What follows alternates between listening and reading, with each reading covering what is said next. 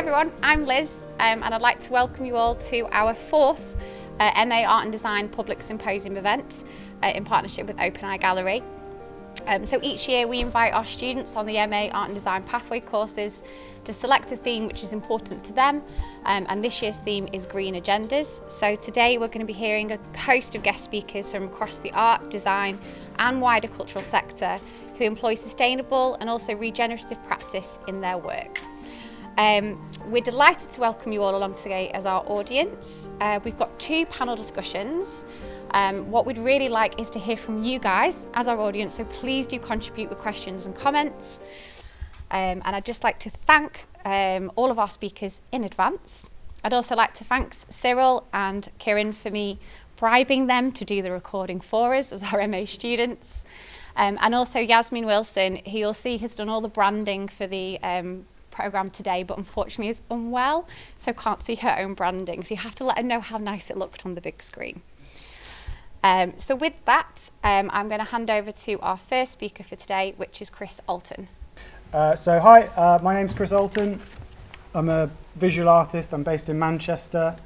I work across a really wide variety of media, including textiles, video, writing, publications. I also make site-specific work, and I work with particular groups of people to make projects. In recent years, these groups of people have included teenage skateboarders, a men's mental health group, people with experience of bereavement, and various groups of school children. In 2012, I founded an anti-fascist pro-disco group called the English Disco Lovers, which was the first project that I undertook that was explicitly political, and it set the tone for all of the work that I would go on to do. That's just the first page, isn't it? That's the one I wanted. I was probably always going to make political work. I grew up within the Quaker community, which was conducive to questioning the world. Quakers emerged during and in the aftermath of the English Civil War, a time when many people were interested in radically reshaping religion, politics and society.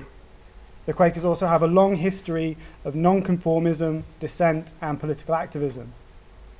So at an early age, Quakerism brought me into contact with campaigners and activists, people acting to challenge and change the world's injustices. They taught me that our political reality was far more malleable than it tries to pretend. So from the age of 13, I became a regular fixture at marches, blockades and peace vigils. These were frequently outside arms fairs, military bases, and nuclear weapon facilities like Faslane in Scotland, where the UK's trident nuclear weapons are kept. Through peace activism, I became involved in climate campaigning. This picture is me participating in The Wave, which was in 2009. At the time, it was the largest climate protest this country had ever seen. Since then, I've continued to be involved in various protests, campaigns, etc., as an organiser, designer and participant. So these political concerns inevitably found their way into my work. And whilst I don't consider the work that I make to be activism per se, I do believe that it can play a role of some kind, a very small and humble role in opening up avenues of thought and conversation and calling attention to other ways of being in the world. So this work is titled Crudely Plucking the Strings. It's the first work that I made which explicitly addressed the climate crisis. I made it in 2018, I think. So I've been reading a lot of science fiction, particularly work by J.G. Ballard, such as The Drowned World, The Crystal World, and The Wind from Nowhere, as well as Octavia Butler's Parable of the Sower. And I've become really taken with the idea, or the way that science fiction imagines the future, the consequences of technology, the consequences of certain attitudes, whilst critiquing the present. So I was invited to make this work by a gallery / cafe / artist studio / skate park in Cardiff called Spit and Sawdust. And incidentally, I had become interested in a 1607 woodcut, which depicted the flooding of the Bristol Channel by a supposed tsunami, and evidence kind of varies in terms of whether it was a tsunami, whether it was a big wave, whether it was a more incremental flood of some kind. But this is some of the only visual evidence that there is. In the centre, that's St Mary's Church, which is near Newport, which actually has high water marks carved into the stone. And this image itself would have been on the front of pamphlets. So pamphleteers, who were kind of like the journalists of the 1600s, would have gone to a site such as this where something newsworthy has happened. They would write about it, they would commission an artist to make an image to illustrate it, and they would be distributed for small amounts of money. But I've become interested in this image, and particularly the location of the flooding, the tsunami, because Bristol, the Bristol Channel is home to multiple nuclear power stations, and Hinkley Point C is the newest of these, and it's currently being built. At the time, construction had just started, so as you can see, my version of that woodcut takes on a number of contemporary things, including the power station.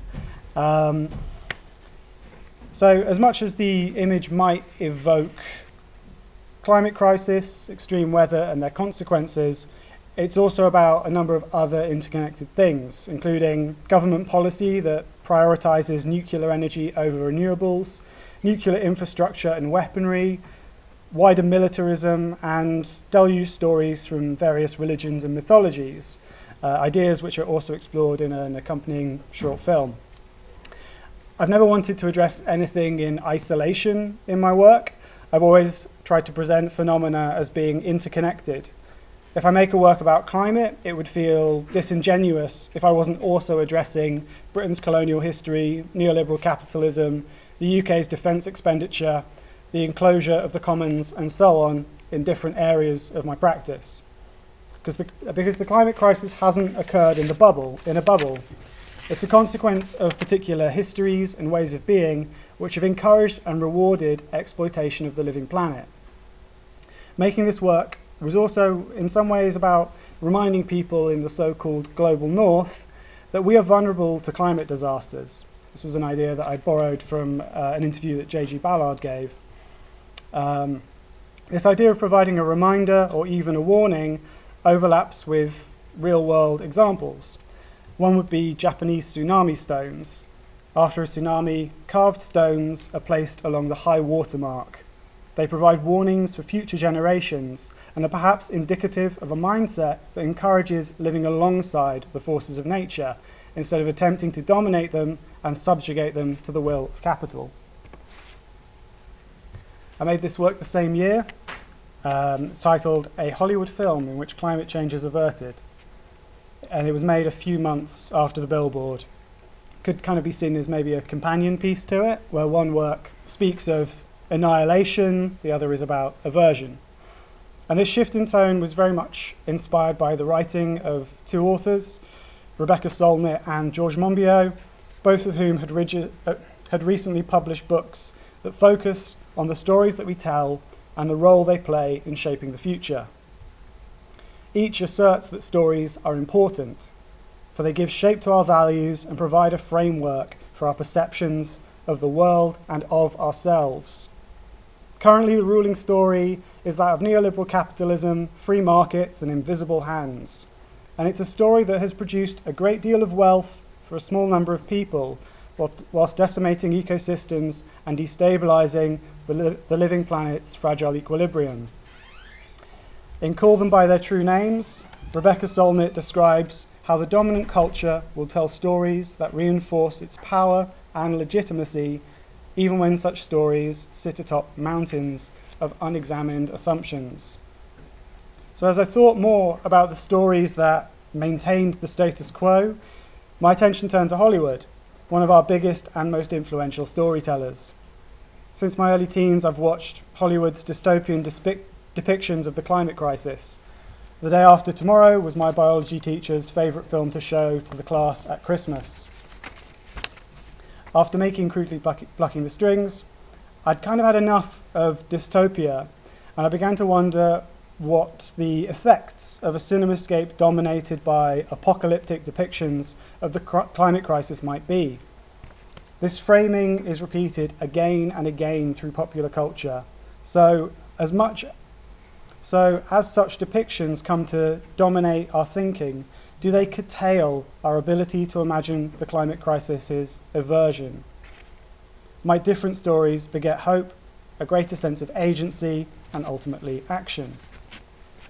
So in many ways, this banner is about, it's kind of an invitation to imagine such a story, because I didn't have the budget to make the film.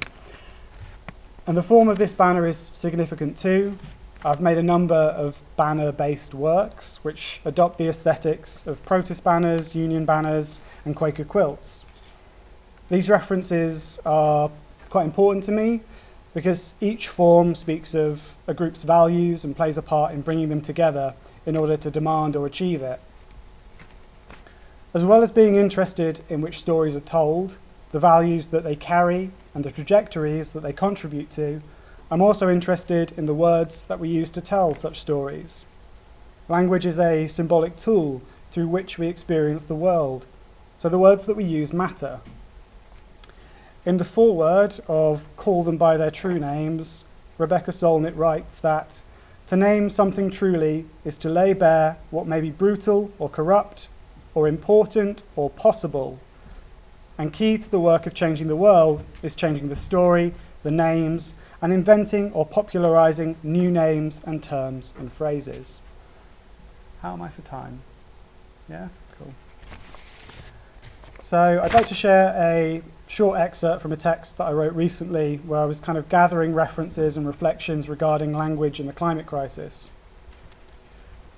On 7th of March 2019, Georges Monbiot shared a thread of tweets on Twitter in which he and a user called @CartoonRalph discussed new ways of talking about the living world and the threats it faces, so that our language stimulates people's imagination and encourages them to act. The thread acknowledged the alienating qualities that precise scientific language can have and suggested a number of terms that might be more emotive and engaging.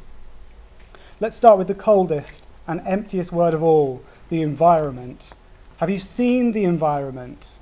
The word creates no pictures in the mind.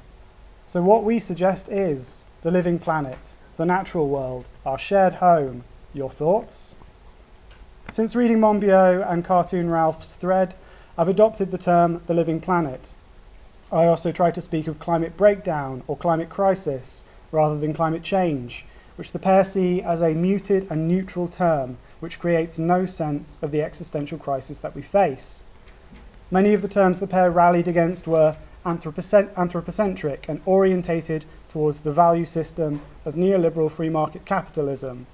Examples include fish stocks, natural capital, and ecosystem services. Each indicates a conception of complex, interrelated constellations of life as discrete stockpiles of resources to be plundered and owned. This is the modus operandi of neoliberal capitalism, profit and accumulation of capital above all else, regardless of the number of rivers that are polluted, species that are driven to extinction, or coral reefs that are decimated. Now, claiming that the words we use are key to averting the climate crisis would be naive. However, I truly believe that language can be transformative, of attitudes, of relationships, of ways of understanding. To avert or curtail the effects of climate breakdown, we need to use every tool at our disposal. So I did have a bit more. Oh, that's the image that I was going to put up during that. I did have a bit more, but I'm probably running close to time. So I'm just going to say very briefly, so my partner and I have been working on a project for some time to do with grief and language, working with people with experience of bereavement. This is a centerfold from a recipe book that we put together through hosting meals and having conversations. It contains a number of recipes made for those events by people, and those recipes were ones that had been cooked by someone that they loved who had died. And they were collected together with reflections from the meals and presented as a small publication. This is kind of an ongoing project, and we're kind of thinking about how we can widen that up from just thinking about bereavement to thinking about things like climate grief, and how we, as a term I was going to use. So the term is relearning the world, and it comes from the writing of Thomas Attig, who's a writer and a specialist on grief. And in his book, How to Grieve, Attig describes the process of grieving as relearning the world, which involves finding our way in the world, which is not a matter of learning information about the world, but learning to be and act in the world differently in light of our loss. And he's very much addressing the grief experienced by a person when someone they love dies, and how this grief alters their relationship or our perception of the world. But it operates on the same scale that climate grief requires. So I'm going to end there. Thank you very much for listening and for your time. Cool. Good afternoon. I think it's afternoon. It's been a kind of nice busy day, busy morning, seeing students work as well. My name's Lee Ivett. I'm an architect, practicing architect, maker, designer. I'm also the head of architecture at the University of Central Lancashire. And I'm going to talk a bit about the way in which my practice tries to create cultures of production versus cultures of consumption. Now, obviously, it's easy to think that maybe we produce way too much in the world we live in anyway, and that is an environmental concern. But the work I do is kind of concerned with the way in which we try and use acts of making, use participatory acts of making places to try and change people's behaviour from just wanting to consume what is provided or what is put out in front of them, to actually producing more things ourselves creatively and collaboratively within the communities within which we operate. Part of the attitude I employ to the work is this statement, that I've never really known how to do anything until after I did it. And a lot of the work that I do with communities, but also my students, is about removing the fear of taking action, and removing the fear of trying to do something, the fear of taking a step, a fear of proposing, advocating, and also then that actually through actions comes new knowledge, new learning, new understanding, greater understanding. So my first experience of this is the first project I built as an architect, and this is a bench and a bin by a canal in Glasgow. This was when I was doing my master's, a master's degree in urban design, and I had observed that along this stretch of canal at the time, there was no bins, there was no benches, and there were groups of guys who would come from the housing estate opposite the canal and fish, and they were seen as kind of antisocial. They made a mess, they drank, they smoked, but what was very, very clear is actually the environment was not conducive to any kind of actual social behaviour or lingering. So I turned up one day with some wood and some other materials, and I just started making a bench and a bin, and these guys came over and said, "What the fuck are you doing?" And I said, "I'm making a bench and a bin." And they said, "Why are you doing that?" I said, "Well, you know where to put your rubbish and you know where to sit." And they said, "That's a good point. Do you want a drink? Do you want to smoke?" I said, "Yeah, that'd be great." And then we spent the rest of the day making this bench and a bin. So I think that for me, there was an element where the act of making started for me to be something that was an inquisitive act, was actually an act of engagement and consultation. I could have gone round that canal with a survey saying how many people want a bench and a bin. The problem was so obvious. You know, the problem could be identified through other modes of research and engagement, and actually the act of testing and prototyping it created relationships with that group of people that I don't think would have been able to have been created if I'd turned up as a professional consulting in a very normative way. This image is about how futile architecture is, actually, which is a shame because I'm an architect. But in Glasgow specifically, we're now probably in the third or the fourth stage of knocking down the city and rebuilding it. And so, you know, 50, 60, well, actually about 70, 80 years ago, we knocked down loads of tenements and Victorian housing, and we built tower blocks, and then we've just finished knocking them down and rebuilding the stuff that we knocked down before we built that stuff. And so, and these things tend to happen in the same areas of social decline that have had that poverty now for 120 years. You know, there's parts of our cities that have always had some form of poverty and marginalisation, and we've had architecture after architecture trying to be a solution, and what we end up with is a kind of cyclical process of rip it up and start again. And again, that in itself is inherently sustainable, and it's wasteful, and not just from a material sense, but socially and culturally. It's a race to the bottom. We've got schools now built through PFI that fall down weeks after you've built them. So there's a kind of culture of production that I think is stripped away from people at a local level, and all of a sudden everything that we have is something that we consume. And I'm not just talking about trainers and shirts and watches, but I'm talking about schools, I'm talking about community centres, I'm talking about all of the built environment around us is kind of presented to us and offered to us, but it's very, very rarely that we truly make it ourselves. So, I mean, I am a person of privilege, and not because I'm rich, because I'm not, and grew up Preston, quite a working class background, first person to go to uni in my family, blah, blah, blah. But I am exceptionally privileged because I have the opportunity to do stuff. I have the opportunity to have my ideas heard, and I have the opportunity to make things and test things and try and have an impact. And not everyone does. You know, people's concern, whether it's about a concern about climate crisis, whether it's a concern about various aspects of the world around us, quite often isn't itself a privilege to be able to have those concerns. Some people's concerns, especially people I work with, are concerned about whether they're going to eat in the next half a day. They're concerned about whether they can afford to clothe their kids. Now, all of this is related, obviously, which, like Chris was saying, so none of this is not disconnected. But it's very important that we find ways of making the immediate concern of the individual feel relevant to the acts that we have to take collectively to solve these bigger problems.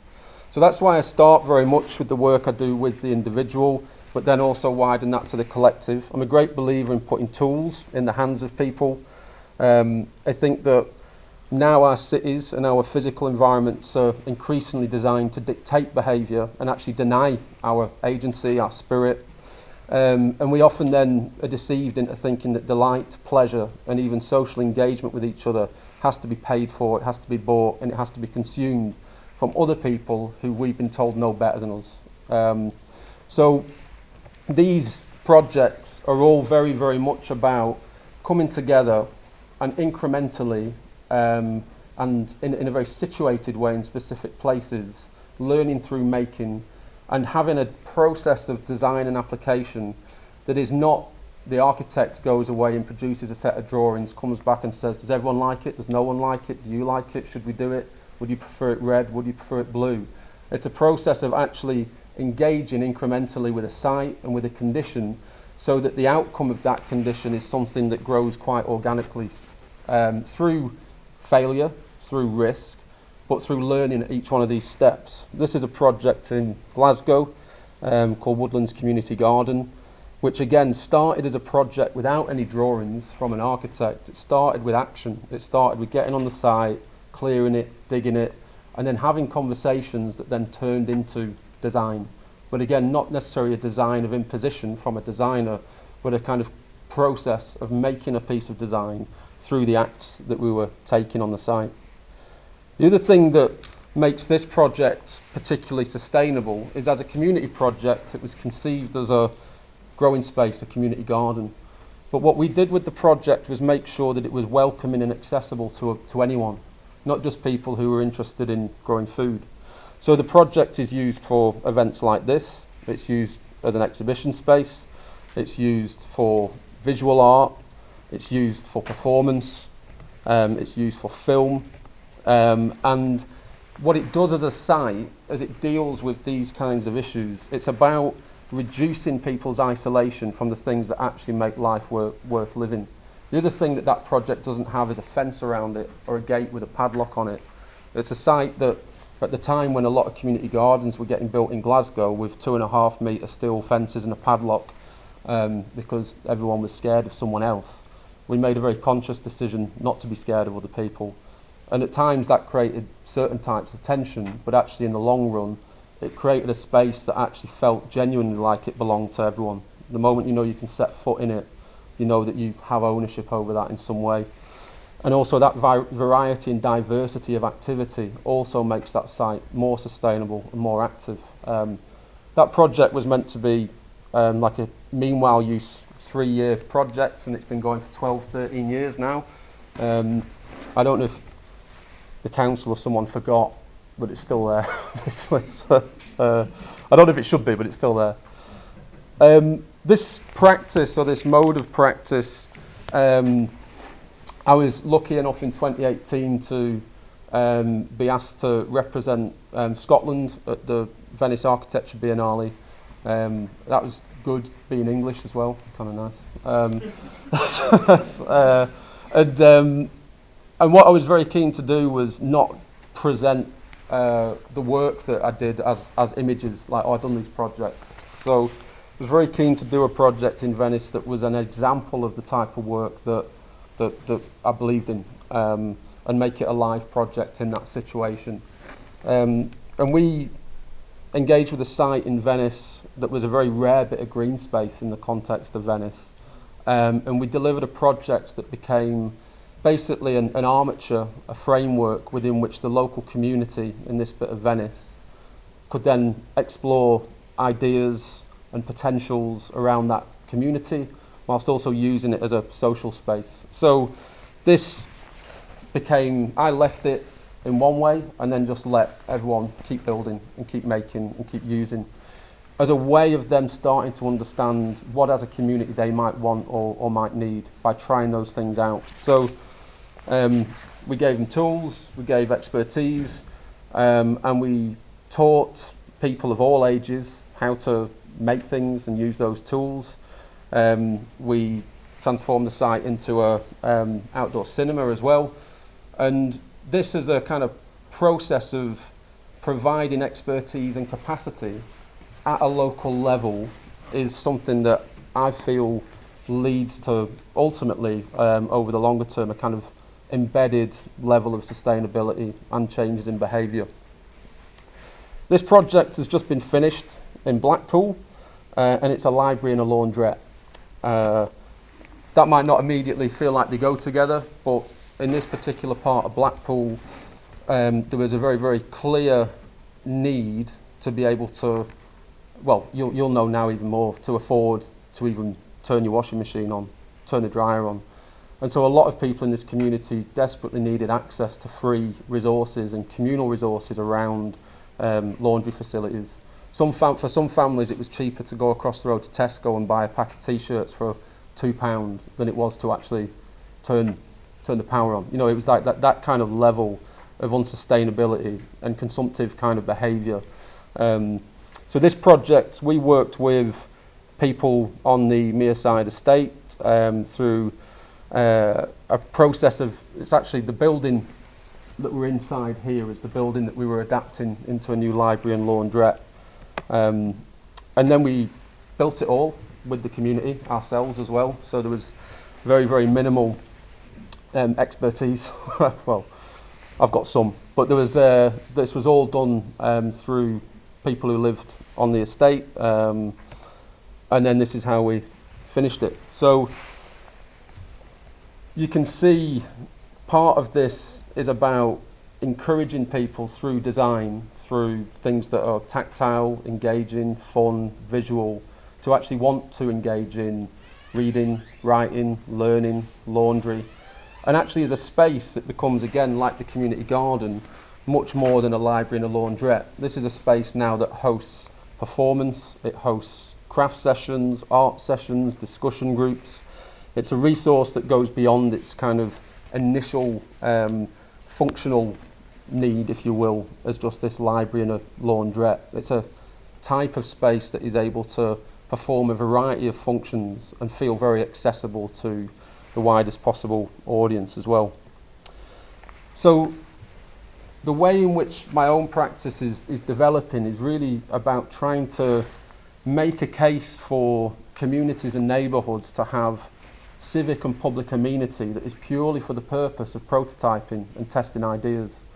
A community space that is about having support through either expertise, through tools, through space, through people to help program, to actually not just sit and dwell on a particular idea or vision for something, but to have the opportunity to try it out, test it out, and grow it organically or fail at it affordably. So this is a project I've recently set up in Preston called Shop. It's not a shop at all. It used to be, and there used to be the word shop in that corner, and I just liked it and left it there.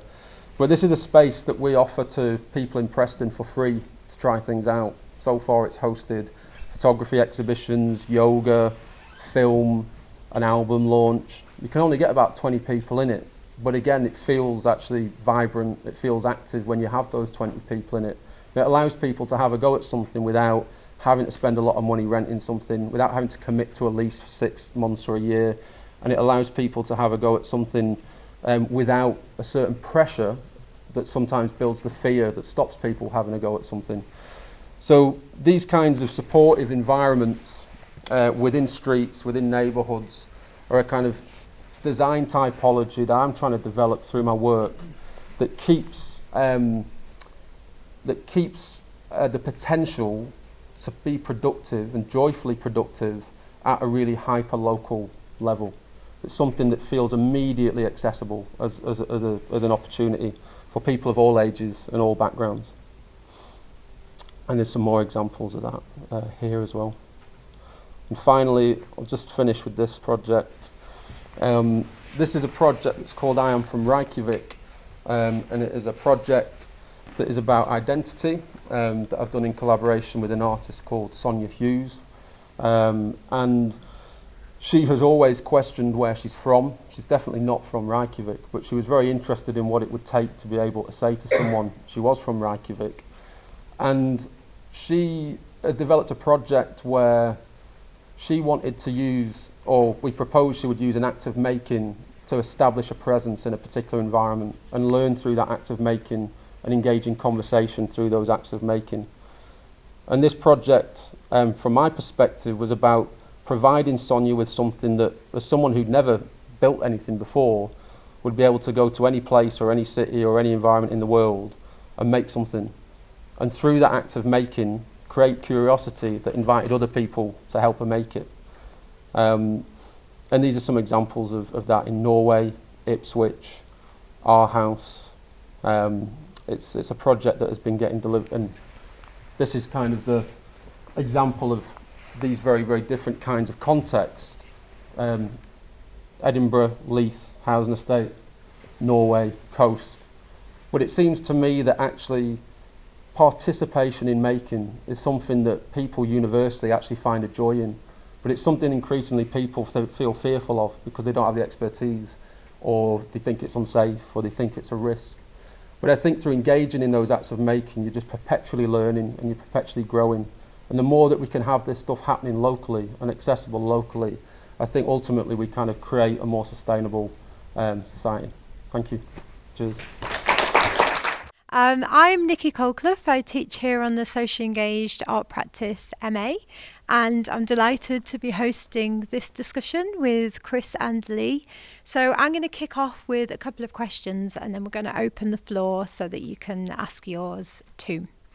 So thank you so much. They were both really inspiring presentations. So I'm interested in, you work in so many different contexts. So I was interested in to what extent the different contexts, so physical, social and political, shape the kind of artwork that you choose to make. The context that I always wanted to work in was the one that I deemed to be the hardest for a whole variety of reasons. And part of that is also, it's driven by, when I went to university in Glasgow, I'm from Preston, I encountered poverty at a level that I didn't think was actually imaginable in developed Western European society. I kind of, in my second year architecture school, near where I built that bin actually, there was a housing estate there that had been used as a set for a film called Ratcatcher that was set in the 70s and was being used to portray something of such extreme poverty from 30, 40 years ago, but actually was still that way. And I think that it became quite clear to me that the acts of making are simultaneously social, political, economic, and environmental acts, and you can't escape from any of them. And if you're not aware of that, then you are putting yourself in a position and your work in a position of ignorance. And it's not like you can tick every box all the time, but I think that it's just impossible to be active in the world today without it being informed by or impacting on those things that you mentioned. Thank you. Well, I'll talk about the main two pieces of work that I showed, and then maybe I'll mention something else. But the billboard was very much for that context, that location. It was very much in response to that kind of history on the Bristol Channel, and it was, like I said, something that I'd been interested in prior to being asked to do that. I was listening to an interview with the artist David Shrigley somewhat recently, and he opened it by saying the context is half the work, which I find to be pretty true with most of the things that I do. I'm always responding in some way to the site. I'm always responding in some way to the interests of the people that I'm perhaps working with, and then thinking about that broader context of what are some of the concerns that I have personally, which I would like to address in some way in my practice.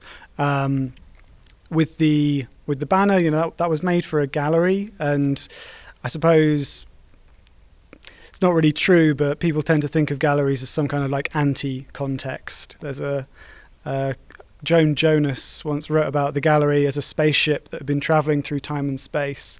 The viewers had forgotten who they were and where they were going, which I think kind of sending up the idea of the gallery as being disconnected from the rest of the world. But context is super important. Like I was saying, when I work with specific people and in specific places, the projects are very much born of that. So you've both talked about different projects that you've done throughout your careers, and I'm just wondering how much you think about the legacy of what comes after. So quite often as artists we're kind of constrained within funding or certain time scales, so I'm just wondering about how you might build in legacy into your projects and how you think about that in terms of longer term impacts on the communities. As an architect, I was trained to leave a legacy in the form of a building, and I've done hardly any buildings as an architect, and a lot of my work over the last 15 years, a lot of it was disposable actually as a thing, as an object. And I realised quite on, like I said in the talk, that actually a lot of architecture that has been built seemingly to be permanent has ended up being disposable as well. And it doesn't really matter the scale of the architecture. It seems that if its legacy is not changing behaviour, and I don't just mean at an individual level, but I mean socially, institutionally, politically, if its legacy is not a change in the way in which we act, then there's no point to it actually. It's just a temporary vessel, and usually most architecture is just a temporary vessel for people with far more wealth and privilege than anyone here to make a shitload more money. And that's most of architecture is essentially a service that gets provided to people of power, privilege and wealth to make those people more powerful and more privileged and more wealthy. And for me, I didn't want to be used in that way. I didn't want to be bought in that way. And so the legacy then was about kind of just trying to drop something into a situation that hopefully made sense, and then over time see that spark other things. So that thing in itself might be gone in 2 weeks, 6 months, 2 years, but actually what came out of it was a community organisation or something more than what we started with, or an infrastructure or something like that. And so that's the kind of, I think, the legacy I'm interested in more than big shiny buildings. Maybe it's not super interesting for me to talk about the legacy of the billboard or the banner, because they were temporary projects or temporary exhibitions that have some kind of legacy. But with the publication, the recipe book that I spoke about very, very briefly, that's part of a much longer project. It's something that we've been working on, Emily and I, for at this point 2.5, 3 years, at least working on that thematically.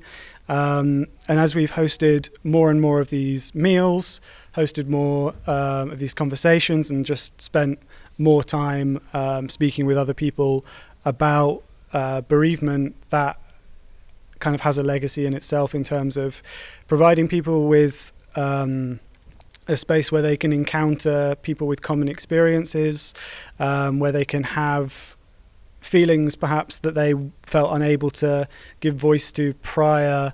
They can find affirmation, and they can find people who've been through the same things and are perhaps willing to talk about that. A big part of the project, and maybe something that we sort of set out to do, was to sort of walk the perimeter of words that maybe don't exist in the English language for expressing experiences of grief.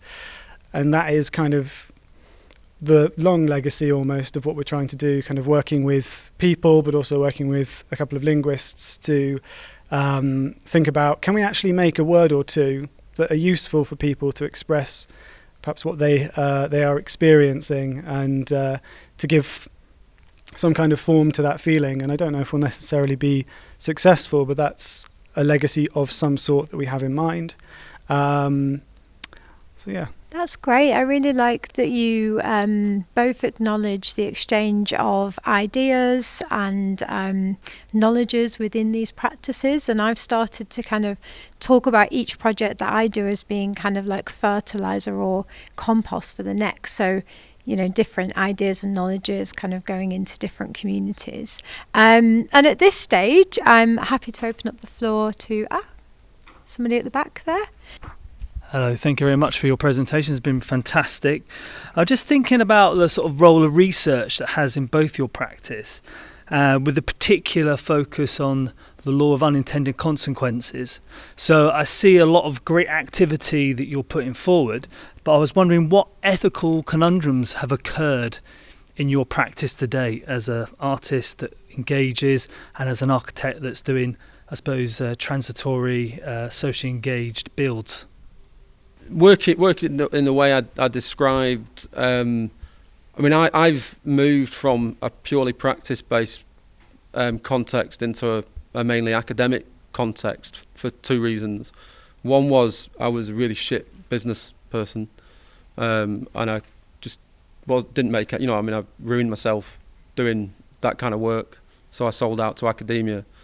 The other thing was I was also at times accused of exploiting poverty for my own financial gain within these contexts, that you're going in and you're getting paid to do work in areas of poverty, therefore you are exploiting, you rely on poverty to make yourself a living, which was not ever for me that was kind of absurd, especially when I knew I had no money. But it didn't really matter. I can't get my bank statements out and start saying to people, no, honestly, I'm really wrecking myself doing this. And so I think then actually considering some of this work as research was not actually unhelpful actually from an ethical point of view. It actually created a bit of clarity where going into these projects it was all about trying to create conditions that were about exploring potential, were about testing ideas, were not about permanence, were not, that it was about these things, whereas quite often, like I said before, as an architect, there's an expectation that you earn a lot of money, you're there to build a permanent thing, and what is perceived as success and failure within an architectural context is actually very, very, very different than what I perceive to be success and failure. And a lot of the work I ended up doing probably moved between practice that is more related to arts-based practice than architectural-based practice, to be honest. But it is a constant minefield, and it's hard sometimes to try and resist all of the voices that quite often are telling you what you're doing isn't working or is wrong or whatever. That's why I quite like working at that smaller scale, to be honest. I mean, rural studio, so when I was at architecture school in second year, 2 things changed my life. One was wandering into a post-war housing estate in Glasgow, and the other was seeing the work of Rural Studio in an architecture magazine. And that took me, that was me then. Once I saw their work, and that was about 20 years ago, I was like, architectural education and the way we work with places should just be that. I mean, that was all I needed to see, really, to know what I wanted to do. The Hollywood banner is basically made of plastic, which isn't great. Wasn't particularly aware of, I suppose, the hydrocarbons that come from the oil refinement process that then get that's a daft way of putting it, but woven into these basically sheets of plastic. So there's a slightly sad irony in that. And I've stopped using it. It's called acrylic satin, that stuff. But I think maybe another good example, because of the project around grief that I've been talking a bit about. We're asking people to be very vulnerable, and it would be unethical to do that in a scenario where we are not, to some extent, prepared, and that people don't know what they're kind of coming into. So we are very, very careful. We meet each person beforehand. We spend a few hours with them. We try to not only get to know them, but give them a sense of what is going to be happening at one of these meals or conversations, or forthcoming, we're doing a kind of grief karaoke thing. But we're trying to make sure that people have as good a sense as possible of what they're getting into coming into it. Between us, Emily and I have mental health first aid training. We have safeguarding training. Emily's having some specific training to do with grief counselling at the moment. So we're equipping ourselves as best as possible to safeguard and care for the people that we are bringing into a space, and then asking, will you be kind of vulnerable with us? And then we have other plans in place were someone to find it distressing such that they have to step out. So that is like a big part of what we think about. And then another aspect of that project, I suppose in a similar way to what Lee was saying, there are maybe ethical questions, not necessarily around like profiting off of people who have experience of bereavement and grief, because we don't make any money doing it, but there could be questions of exploitation or authorship. So we're very, very clear with people about what we would like to do with any recordings or any other materials that are gathered. People know what they're going to be used for. They have final say and get to see anything that might be published. And we also have conversations about how we talk about authorship and who is named within the project. So in the back of that publication, everyone is listed for their contributions. And going forwards, that is something that we'll be doing in every kind of public output that we do for this project. Do you find it difficult to get people to engage and fully sort of open up and get involved, and like for yourself, Lee, with these in these sort of poverty-stricken areas? Again, is it a bit of a barrier, would you say, to get communities to get involved in those sorts of things? For the first year or so that I was working in a community-based context, I was so disappointed, because I just expected, really naively or whatever, that everyone in a place would rise up to participate in something that I thought was obvious and amazing, and people don't. But mainly what I learnt was, and then people would say, oh, well, people are apathetic, people don't care, people whatever. And actually what I found, that's not the case. People are just scared, or people just don't have time, or people have been shat on for so long and been sold things that have never happened so many times that people are just, it's hard. I'm scared of getting involved in loads of stuff. I'm scared, and so I kind of reflected a lot on that. And for me, actually, the participation in these projects, if it was one person, two people, three, the number started to become irrelevant, and it was more about trying to ask honest questions about what anything is for. And I also again started to realise very much that more often than not, from an architectural point of view, that the thing that we were making was starting to be less important quite often than the impact that participating in the making of it was having on some people.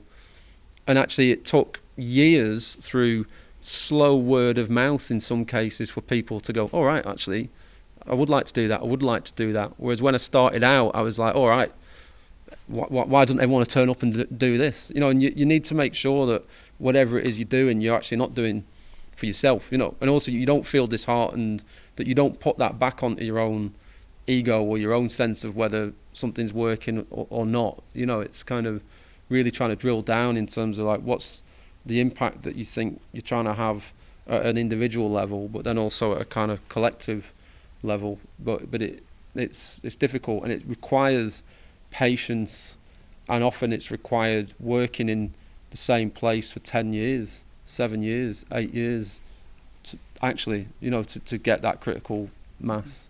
Yeah, to kind of, I guess riff on that. Some of the work that I've done recently has, in terms of social engagement, has been so successful because it's been work that I've been doing with a community that I'm part of, and that is skateboarding. So I've been skating for 2 decades, and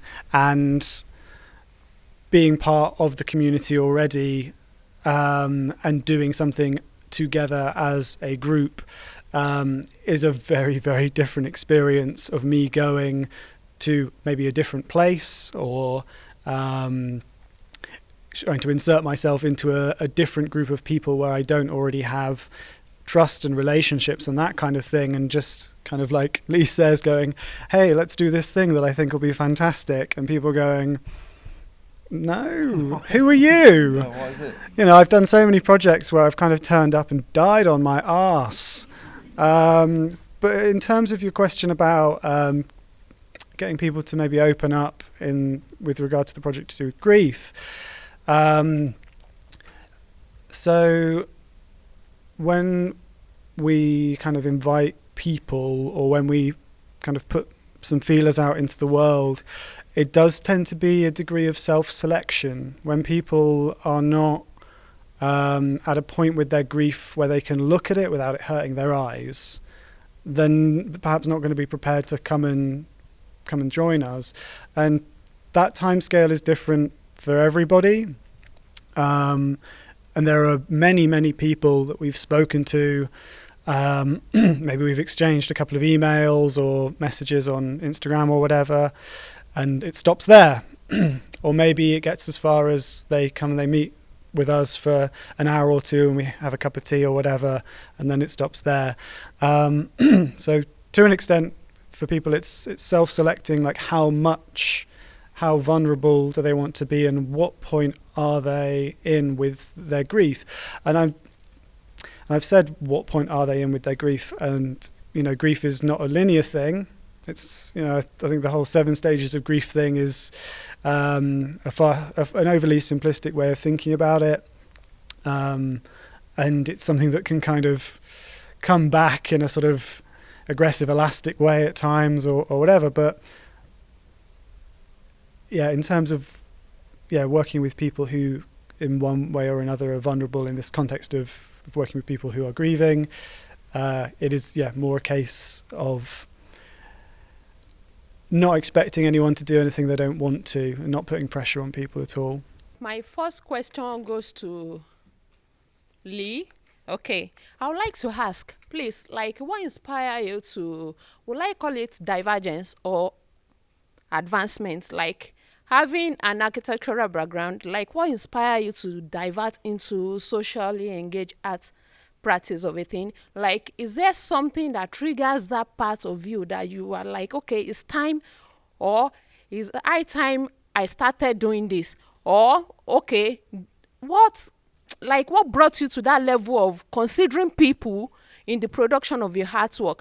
And the second question for you is that, like, so far I saw the picture projected earlier, the construction of more like a cubicle, or I don't know how big it is, but it looks like something that is capital intensive. How do you go about maintaining funding for such a long project? Like, because like for somebody like me, I have a very short concentrating time, and having to keep people for that period of time to keep the goal you only have in mind as an artist in their mind, to be committed to the production of such a long-term project. How did you go about that? Because I'm presently in a state of mind that I'm beginning to think, like, coming from a fine arts background, trying to explore socially engaged art now, the transition is tasking for me. Like, and I believe if you're able to clarify that, it will go a long way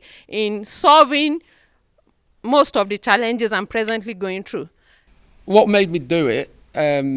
Two things. One, the main thing as an architect, what I realised, and when I'm now talking about architecture to prospective students of architecture, what I show them is really shit architecture. And 80% of what gets built is really bad. And what I want my students to be aware of is what I'm going to try and teach them to do is to change the way in which architecture is produced. So it's not just what it looks like at the other end, but ultimately they're coming in to learn architecture and be taught how to do it really well, I hope. But the reality is our cultural and political and social context doesn't ask for that. It just carpet bombs fields with noddy boxes, sticks up retail parks, and litters city centres with student housing. Like, that's the reality of most architecture that's getting built. So when I was at university, I kind of was like, well, I'm being taught all this stuff, I'm being shown all this amazing architecture, but I'm walking out in the world and it's shit. So where's the disconnect? You're like, what's going on? There must be something happening. So two things.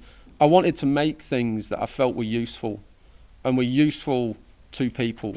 And I couldn't get a job in an architect's office. I couldn't find a job for me in an architect's office where I would actually feel useful in the way I wanted to feel useful. So I just started building stuff myself.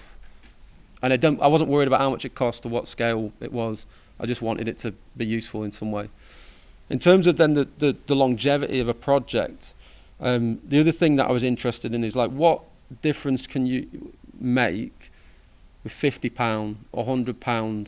I did a project on a park where I spray painted dog shit bins gold.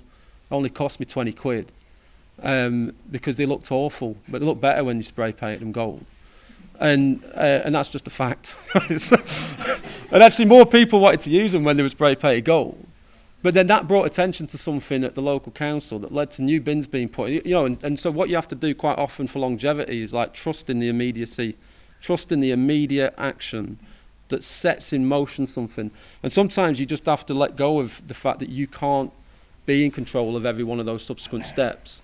But you're trying to think big and long term, but then bring it right back to, like, what is the first, most immediate, cheapest thing I can do that might lead to that bigger thing, and then hope for the best quite often. This quote of a thing, like, grief must be love with nowhere to go. Yes. As a social engager, dealing with vulnerable adults, and, like, after engaging them, you realize that, okay, there's a problem that has to be solved.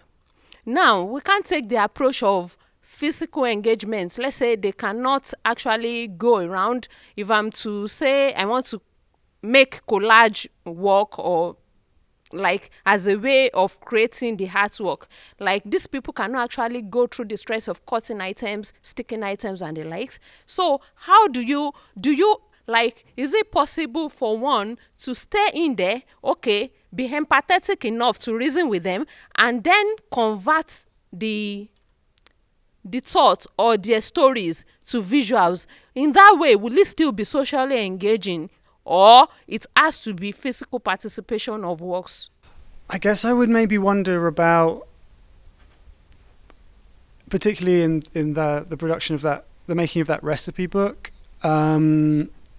I guess the question for me is like where the work takes place, because I think of the publication, the recipe book, as a public output, and the meal that took place as a private event, and the making or the work or the artwork, personally I think happened around the dinner table, and then we found a way to share that with the general public. But yeah, it's not super kind of clear cut about what is what and where the art or where the poetry of it happens. For me, it was happening around the dinner table, but we can't invite 200 people to our house, so we wanted some way of sharing it and it having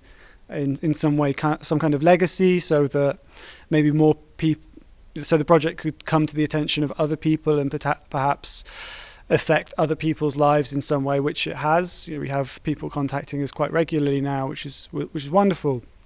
So I don't think that,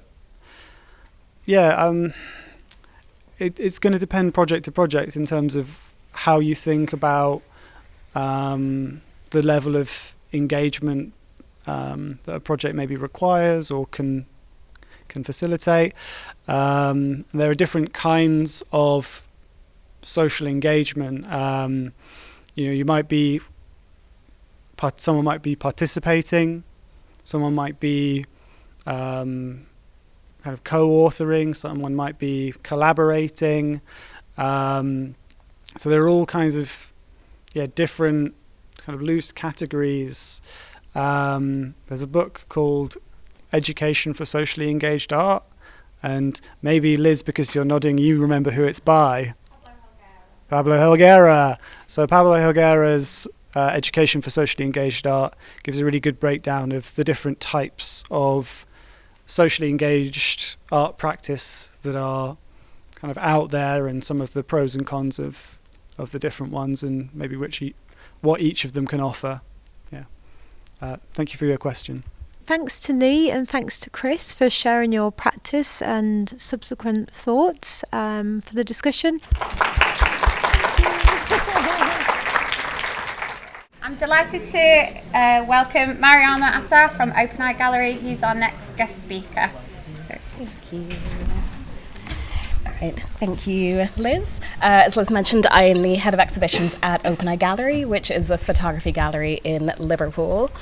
And I'll be sharing some images and ideas with you which came from our climate lab, which we ran last year from January to March of 2022. And when I say that we had a climate lab in the gallery, what I mean is that we turned the gallery into a lecture space. We turned it into a workshop space, a space for research and experimentation, and a place for taking risk, and a place for not quite knowing what's going to happen, as well as trying to bring in this element of play. So in general, I am interested in thinking about how can we use gallery spaces differently? What are the expectations that people have when they come into the gallery?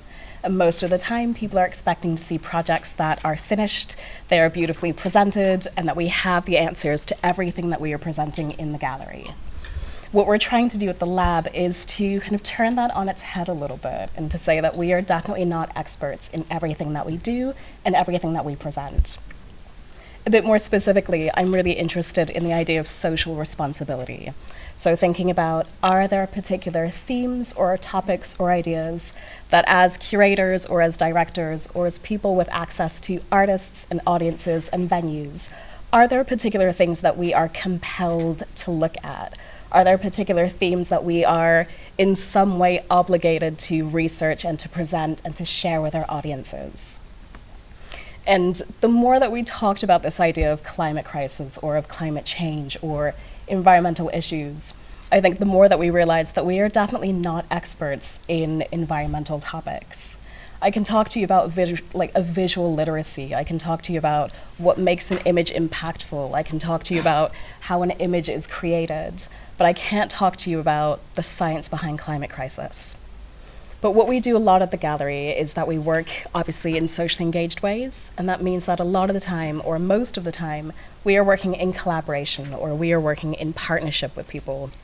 And what that means for us is that we don't have to be experts in everything, because we are working with lots of other people who are experts in that. And that means that we're able to spread much more widely or cover much more distance when we're working with other people. One of the other things that I was quite interested in is thinking about what does climate crisis look like. So when people think about rising sea levels, when we think about melting ice caps, are there particular things that we are thinking of? So a lot of the time, we might be thinking of images or of people in the global south. We might be thinking of images of people in scenes of devastation or decay or debris. And while those images are absolutely accurate and those events are happening, and we absolutely do need to be advocating for people, I was also curious to see what else can we add into that shared imagination bank, or what else can we think of, or what other words need to be added into that vocabulary. So going back to this idea of not being experts, but being very intrigued and very curious, we decided that we would work with people who could do this for us and with us. So over the course of those 3 months, we worked with around 40 partners and brought them into the gallery and said, do the thing that you're already doing, but do it in our audience, do it in our venue, and do it with our audiences as well. So whether that is, we're streaming lectures into the gallery, or we are working with people who are devising bioplastics, or thinking about how to repair clothing, or how to make food from food scraps, or how to engage with local community growers. And none of those examples are particularly photography driven, but we're using photography as a way of documenting and disseminating some of those ideas. Also, the main thrust of the lab was to show work that's in progress. So for this specific project, we're not interested in projects that already exist and that you're just repurposing. We want people to come into the space, to get feedback from audiences, to shape their projects in response to what audiences are thinking about. It's also helping to kind of demystify the idea of what art does. How do you get an idea for a project and go from your sketchbook or an idea that you have in your mind to the walls of a gallery? We worked with a number of researchers who we came into contact through Open Call, and then we had them work in the space, so show those research projects in the space, get feedback from our audiences, and then to present those findings in the Visual Studies Journal, which is a peer-reviewed journal. For example, this is a project that we were working with, or some researchers were developing in the gallery, and they're using Minecraft as a way of helping students, so school children, to envision what utopias look like. So if you're telling people, what does your future look like? What are the elements that you expect to see in a utopia? If you could build your future, if you could build your world, which you can do in Minecraft, what are some of those elements? Other examples include this. So this is taken from Energy House, which is in collaboration with Salford Art Collection and Energy House. And the artistic duo McCoy Wynn were in residence at this space.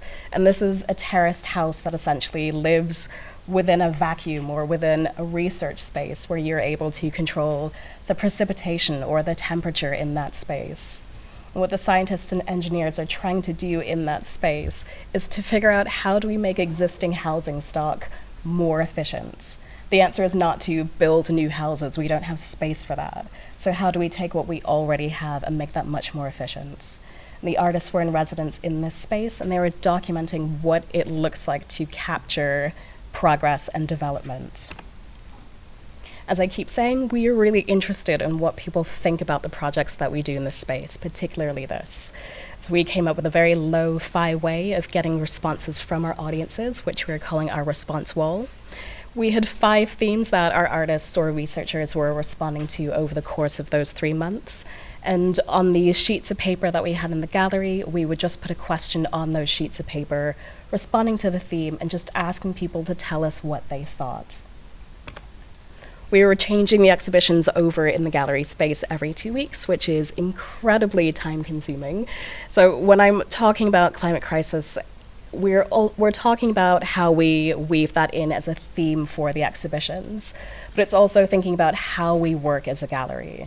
So are there ways that we can be more efficient? Are there ways that we can be less taxing on natural resources? We also had an exhibition in Gallery 1, which stayed up for the duration of the lab, and this was in collaboration with the British Journal of Photography and with WaterAid as well. They had a commission, they had an open call, they were looking for artists who were able to devise and develop new projects specifically around the idea of water scarcity. So in this project, we had work by Calvin Chow, we worked with Monty Kaplan and Marisol Mendez, and Nagati Smart, and we have just a few more images from Nagati here as well. Nagati was working in Freetown, which is the capital city of Sierra Leone, and she is really interested in thinking about what does it mean as more people move into the capital city, where the infrastructure of a city is not able to support the number of people who are moving in, but people are moving for career opportunities. How do we balance the needs of people against the needs or the limitations or the capacities of a city? What this work is showing us is Nagati was taking portraits of people, but incorporating some of the natural elements or textures or designs or patterns of how people make their livings. So we have people who are flower growers, so we have that kind of layered over the images as well. In the exhibition, Nagati was working with a group of very clever technical people who created this augmented reality app that you could hold your phone up to, and it separates out all of the layers that she's put into this photograph. So you can see the different ideas or elements or stories that are coming together in one image. Just to talk very briefly again about how we work with people, and this is an international example. We had the chance to work with the National Museums of Western Kenya in an area called Kitale. And what makes this museum incredibly special and really unique is that they have a forest as part of their collection. So when we started our conversations with them, we were trying to figure out, like, what do we do with this forest, or what do you do with this forest, and how do you use it, and what can we do together? They use the forest as a resource, essentially. They use it as a classroom, they use it as a workshop space, they use it as an area where people can gather and come together without having to come into a gallery. Not everyone wants to come to a gallery, not everyone can come to a gallery, not everyone feels comfortable coming indoors. This kind of liminal space in between the outside and the inside, just it creates this perfect canvas or this perfect backdrop for people to engage without having to come indoors. We worked together and we found a photographer in residence who was local to Kenya but not to the area to live in the museum for 2 months and to really figure out how do the elder communities in this community spread knowledge of the forest? How do you tell stories? How do you share information? And how do you capture that? When the community found out that Freddie was coming into the area to document this, to see how they move this knowledge around and to capture that, they built this hut for him, and it became this kind of dedicated space where these stories were being told. And it's just this kind of beautiful distillation of seeing how knowledge or information moves around communities or moves around the world. To go back to the gallery briefly as well, as I was saying, the projects that we were sharing and talking about are projects that were in progress. So they're research projects, they're not finished and they're not complete. But what we also did a few months later is for our photography biennial, which happens in the summer every 2 years, we went back to some of these researchers and back to some of these photographers and commissioned them again to fully flesh out some of these projects. We also had an open call for Look Biennial, and this is just a way of being able to see how other people are using visual culture and photography in ways that we don't know about yet. It's not possible to know everyone. You can't reach people if you don't know that they exist. So working in an open call format is just a really nice and easy and really efficient way of being able to meet new people. This is the outside of the gallery, which we also use as a canvas or as another gallery space, essentially. Again, it means that you don't have to come into the gallery to understand or get an idea of what we're doing in the gallery. Each of the images on the outside is representing one of the images or one of the projects that was taking place as part of Look Photo Biennial. And these are just a few more images of the inside of the gallery. Again, on the left-hand side, you can see work that was part of the lab, so that was taking place at the beginning of the year. And on the green walls, you can see work that was later commissioned and put together for a fuller project during the biennial as well. And I thought I would just end on this project as well, so always bearing in mind the idea of where has the inspiration for the work come from? Is there a way of broadening or kind of building a bridge between the gallery space and the original space and putting the work back into those natural environments? I think I'm within 10 minutes, so I will stop there, but thank you very much. Hi everyone, my name's Rosanne and this is Aileen, and we're from a company called Wild Rumpus. We're a CIC and we make large scale events across the country. We've been going for about 13 years. And how the company started is we'd got two female directors, Sarah and Rowan.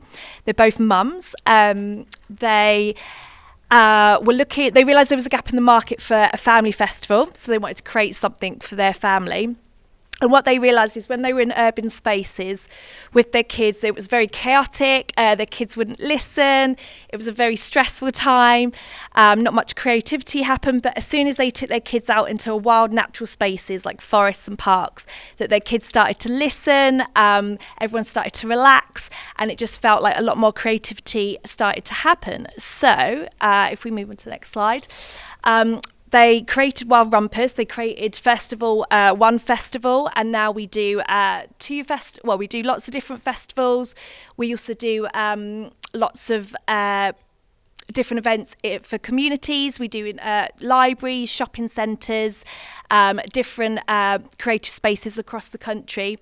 A lot of our events are in wild natural spaces. We also have our own in-house visual design department where we create a lot of our own art site decor and a lot of our own creative decor for our different events. What we try and do is we try and reuse a lot of our things that we make, because it's obviously sustainable. We try and resource materials that are obviously good for the environment. We try and up recycle, and sometimes we even take certain things that we've made apart to like recreate other things for other events. So that's one of the ways we try and be sustainable through our site decor. We also commission lots of performances with local artists, so we're trying to support the local community. Because we're a CIC, a lot of our profits go back into artist development, volunteer development, community development, and we work on different commissions, things like Without Walls, which again we fund, and that goes to sort of local artists to create new commissions, which we then have at our events. So it's a good showcase for these artists to get their work out there.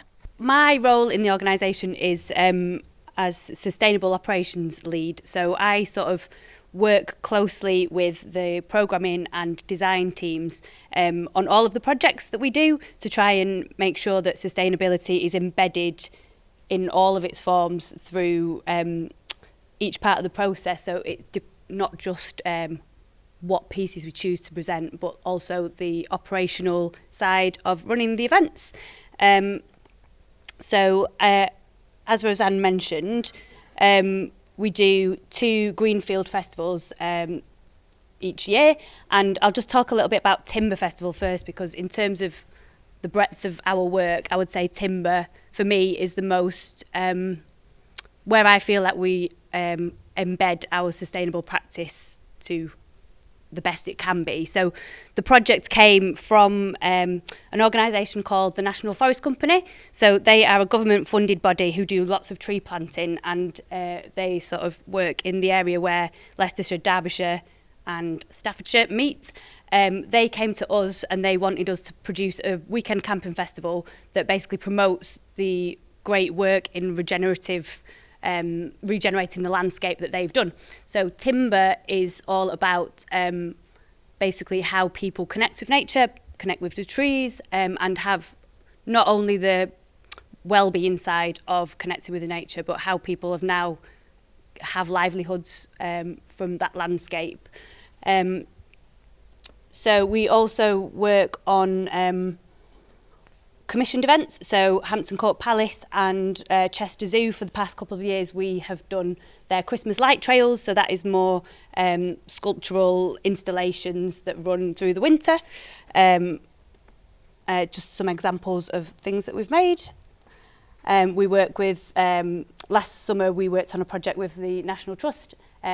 So these pavilions of play were installed in 9 properties across National Trust estates across the country, and they are encouraging people to look and engage with nature in different ways. So there's like lookouts and listening, and so that people would come to these places and take a different viewpoint in nature. So then to go into a bit more detail, so I look after our company-wide environmental strategy. So as Rosanne already said, one of our key values is connecting people to nature, and we think that through play and immersive environments, people engaging with art in outdoor spaces will naturally feel more connected to those outdoor spaces, and people will feel more of a stewardship to the outdoor space if they have positive experiences in those spaces.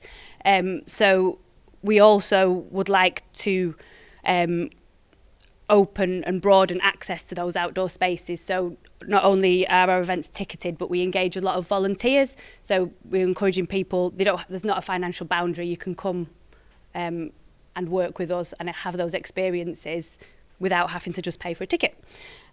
So we aim to work regeneratively. We acknowledge that we have an environmental responsibility. And again, like I said, we want to create a sense of stewardship with those we engage with. And we also believe that arts and culture have a unique role to play in inviting audiences to join a transformation journey towards a sustainable future. We acknowledge that our impacts cover the following areas, which are material resources, energy, food and drink, travel and transport, and ecology and biodiversity. So the way that I want us to approach any project we do, whether it's a digital project, whether it's a festival, whether it's doing a show in a museum, is that we examine what we're doing and make sure that we focus on all of those areas, because in that sense we'll capture any impacts that we are likely to have. And that's just a list of some of our commitments to moving forward within our company. So to go a bit further into the principles, so I am doing a lot of work at the minute with our in-house makers and design team to try and really hone in on the material resources that we use. So as I showed a few photos earlier, we do a lot of sculptural work, and we do create quite a lot of stuff, whether that's decorative or decor or functional things that we put on our event sites. So this material hierarchy has been taken from the Theatre Green Book, which is a great piece of work that you should have a little look at if you've not already seen. So it's just a really easy way of being able to have a look at the materials that you might be thinking of using when you're making something, and categorise them. So what we're trying to instill in not only the designers and makers, but people who are buying the lighting kit or the sound equipment, we want everybody to be looking at every piece of material that they're bringing onto a project and look at its origin and its afterlife. And so I'll just flick through, because we've been starting to, I used that sort of template and the hierarchy set out in the Theatre Green Book, and we are working at the minute in analysing retrospectively an event that we did last Christmas. So me and the designers and the lighting team are filling in this spreadsheet and trying to capture every single material component that we used on the project. And we will go through and rate the origin according to the hierarchy and the afterlife. And in this instance, it'll just be a bit of a benchmark to see how we're doing, where we are. And then in the future, we can come to this and say, okay, when we're starting a project, we want to aim to have no reds. We don't want any reds. We don't want any new virgin materials. We want to be aiming for grey or above. So while I think this will be really useful, it's going to be quite time consuming because you have to sort of build this into the project and then get my dream is to have every person working on a project to give me this information at the end, but that's just going to be a lot of work, but I'm going to keep mithering people and hopefully they'll give me the information. Similarly to material resources, we look at energy. So if we are designing lighting installations, we sort of use this same sort of hierarchy. So it's not just I approach things from like an operations point of view. So I'll be designing a festival site and thinking, what generators do we use? Where are we getting our power from? Can we use renewable sources? Can we use mains? But then this same approach can be applied to if you are building something sculptural or a sound installation, or even if you're doing a digital work has a carbon footprint, and that's sort of another level of analysis that I would like to get into with our organisation, because hosting things digitally has an impact. But yeah, so like a simple way is just going through these hierarchies when you're making something, and obviously the top one would be to not use any energy at all. But if you have to, how do you source that energy? But I feel like this is a helpful hierarchy to use. Food and drink, I won't go into that in much depth, but we set out minimum criteria. So if there's any food and drink associated with that project, whether it's part of the project or it's just behind the scenes, we want it to meet a certain criteria. Travel and transport, again, we set out, this is the trickiest one because obviously there's a lot of systemic things that we can't influence, but we will always advise people to use these options where they can, and send people links to tools to calculate the lowest carbon option. And then finally, ecology and biodiversity is probably the area that I'm quite interested in at the minute, because all of the other areas when we're approaching a project is, when we're thinking about those things, it's more the case of minimising your impact, whereas what I would quite like to try and embed in every project in the future is how you leave a positive legacy to the ecology and biodiversity of a site. So we're lucky that on timber, because the project is an ecological project and the people that look after that land year round are scientists, and they wouldn't let us do anything on that festival site that would damage the land permanently. So they say, oh, there are newts over there, you can't do that. There are owls or the bats roosting in those trees, so we don't want you to do anything that would disrupt that wildlife. Whereas that's not a standard on any festival site. You could rent some land, you could do what you wanted on it, and unless the owner of the land had the imperative themselves to want to set those restrictions on the people using it, there's not much stopping people from sort of wrecking the land. And there's a lot of sort of hidden damage, so like even vehicles and footfall on grass causes soil compaction, and there are like knock-on effects of all of those ways that we would interact with a site when we're bringing a project to it. So I'm kind of looking at ways in which we can, at the start of a project, have an analysis or an ecological assessment of that space, and then if there are recommendations that come out of that, how do we then take those recommendations and, as part of the activity on the festival, like implement some of those things? So for example, we work from a woodland in Cheshire, and we had an ecological assessment. Now we are going to start to do lots more community engagement in that woodland. So I've got a list of direct things that we can do to increase habitat potential in the woods. So as part of those workshops, we can build bird feeders, we can build hedgehog houses, we can do those things, and then hopefully people will feel more connected to the space, and therefore away from that experience will feel more likely to want to conserve any land that they interact with. So as I said, we don't just create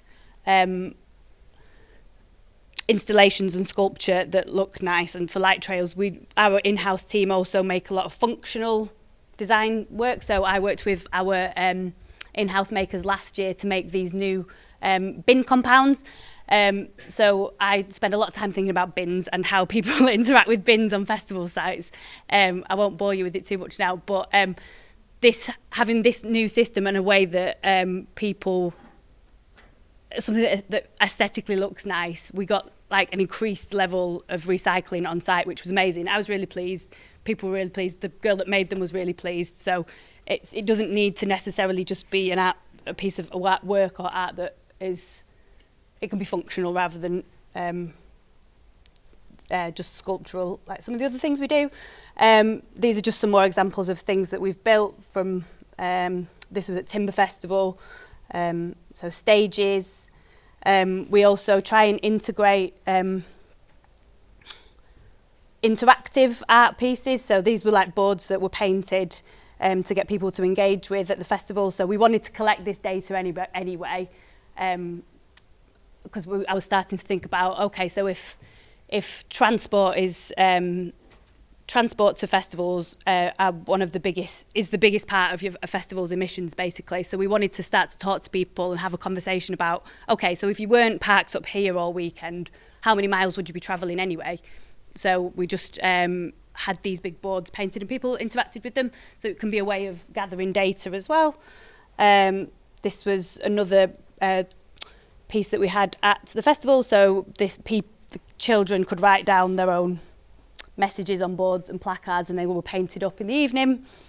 These are just some other sets that we've built for things. This was all made from materials that were stripped down from another thing that we'd made previously, and examples of using bamboo poles rather than steel or aluminium scaff bars. And I know there's a project at Keele University, I think, are looking at bamboo growth and how we might grow bamboo locally.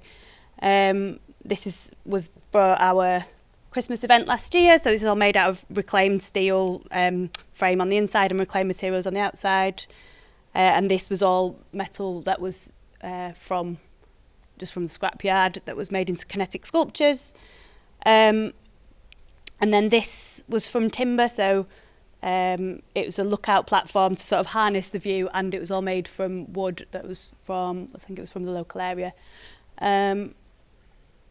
So I think my final point was, I think we might be touching on it a bit more in the panel later on, but so in terms of art and design and how we present work, I think there's a unique space for it, for promoting behaviour change and promoting people to act in different ways. Art and design can inspire people in a much quicker and emotive way than, say, circulating a document to people, so giving people facts. So I think if we really understand how we want people to change behaviours for the better, and if we sort of try and embed it as much as possible for ourselves, and we're making sure that we practice what we preach, then I think all of us in our practice have a really powerful tool to actually try and make some positive change.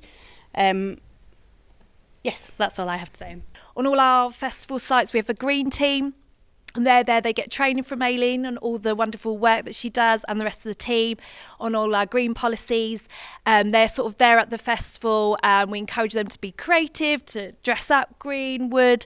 We have like a green kiosk, and they talk to our audience about our green policies, explain why we do what we do. They also talk to our vendors, our artists, our other volunteers. They also collect feedback from our audience. They have a blackboard, which is really important to hear other people's ideas, also feedback from our vendors and our audience. And we would love some people to come down to the festival. You get a complimentary ticket and be part of that green team who talk about our green policies, help with our recycling and keeping the place tidy. And as I say, they would get full training. So if anyone would like to be involved, I'm here, Aileen's here, you can talk to us, you can get my contact details. You can go on our website where there's a volunteer form, and maybe Elizabeth after this event can share it round if anyone would like to join our green teams. So I think that's it from us. Thank you very much. Good afternoon. I'm Andy Ogden. I'm one of the 3 idiots that brought cotton spinning back to Manchester in 2016.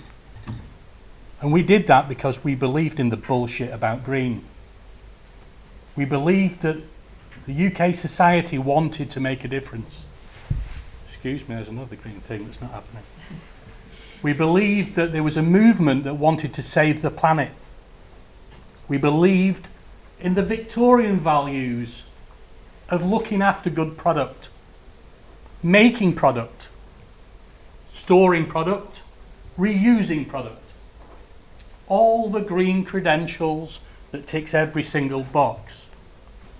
And we invested nearly £10 million into that. But I'm not here to tell you about what I've done. I'm here to question you all.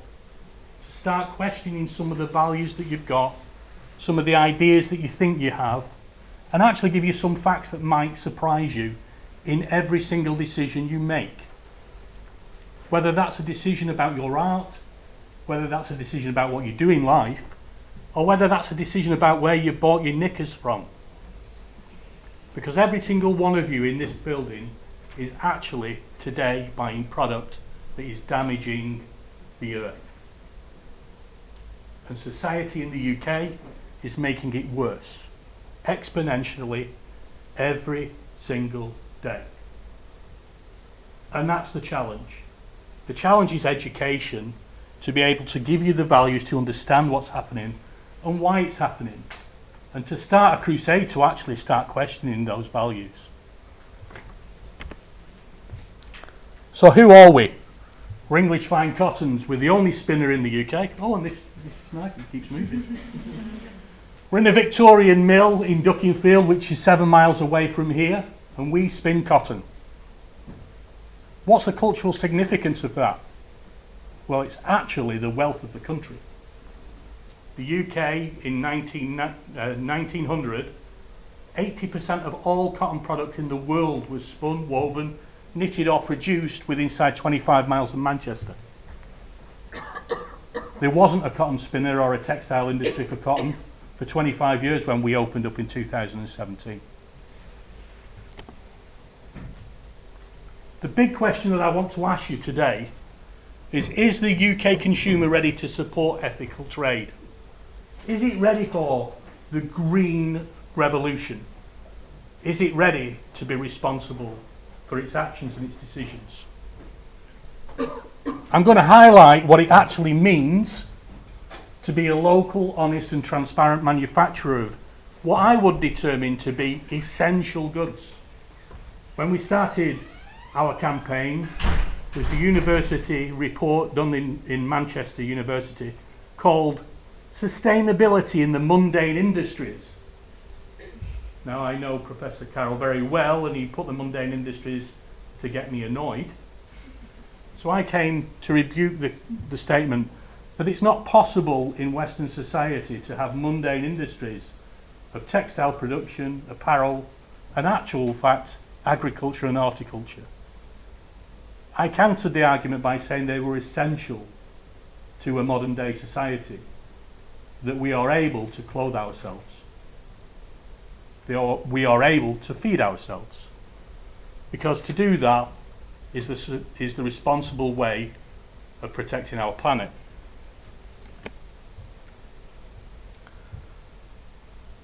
What we're all told is that the cotton industry is the most irresponsible, unsustainable industry on earth. And you'll have Stacey Dooley standing in front of a sea in the middle of Uzbekistan telling you that. Under what agenda? We are told that you can buy cotton that's organic and that will save the planet. And then we find that the accreditation bodies have had to ban 180,000 tonnes of cotton because it was corrupt. We find that it's a political football. The USA and Europe have banned cotton that's grown in the Xinjiang area of China for the last 5 years. Stopped them growing it, hasn't it?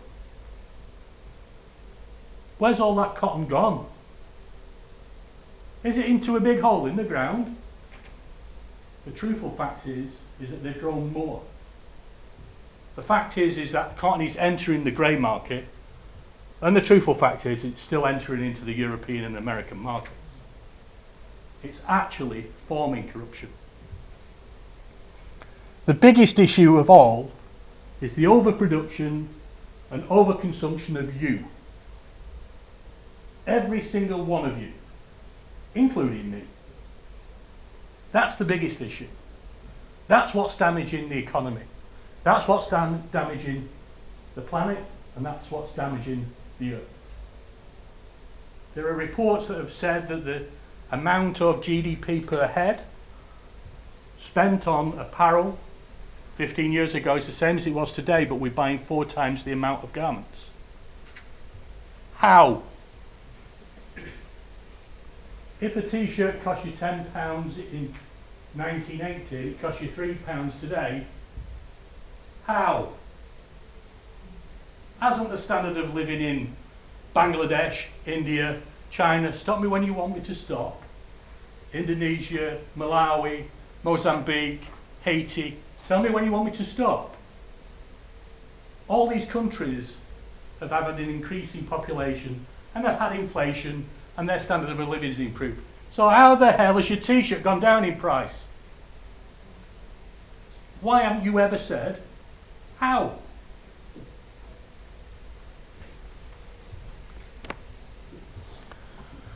I'm not going to stick on this because this deck will be given out, hopefully.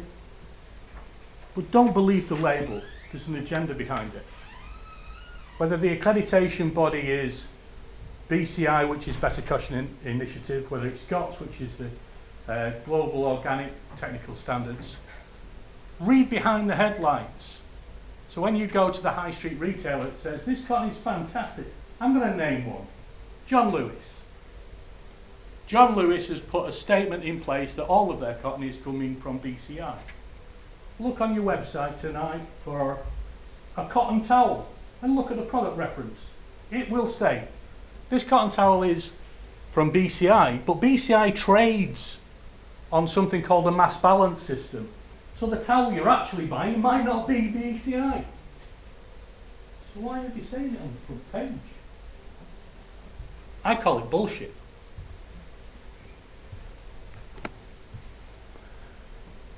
There's the figures about Xinjiang cotton. And actually how much has actually been grown.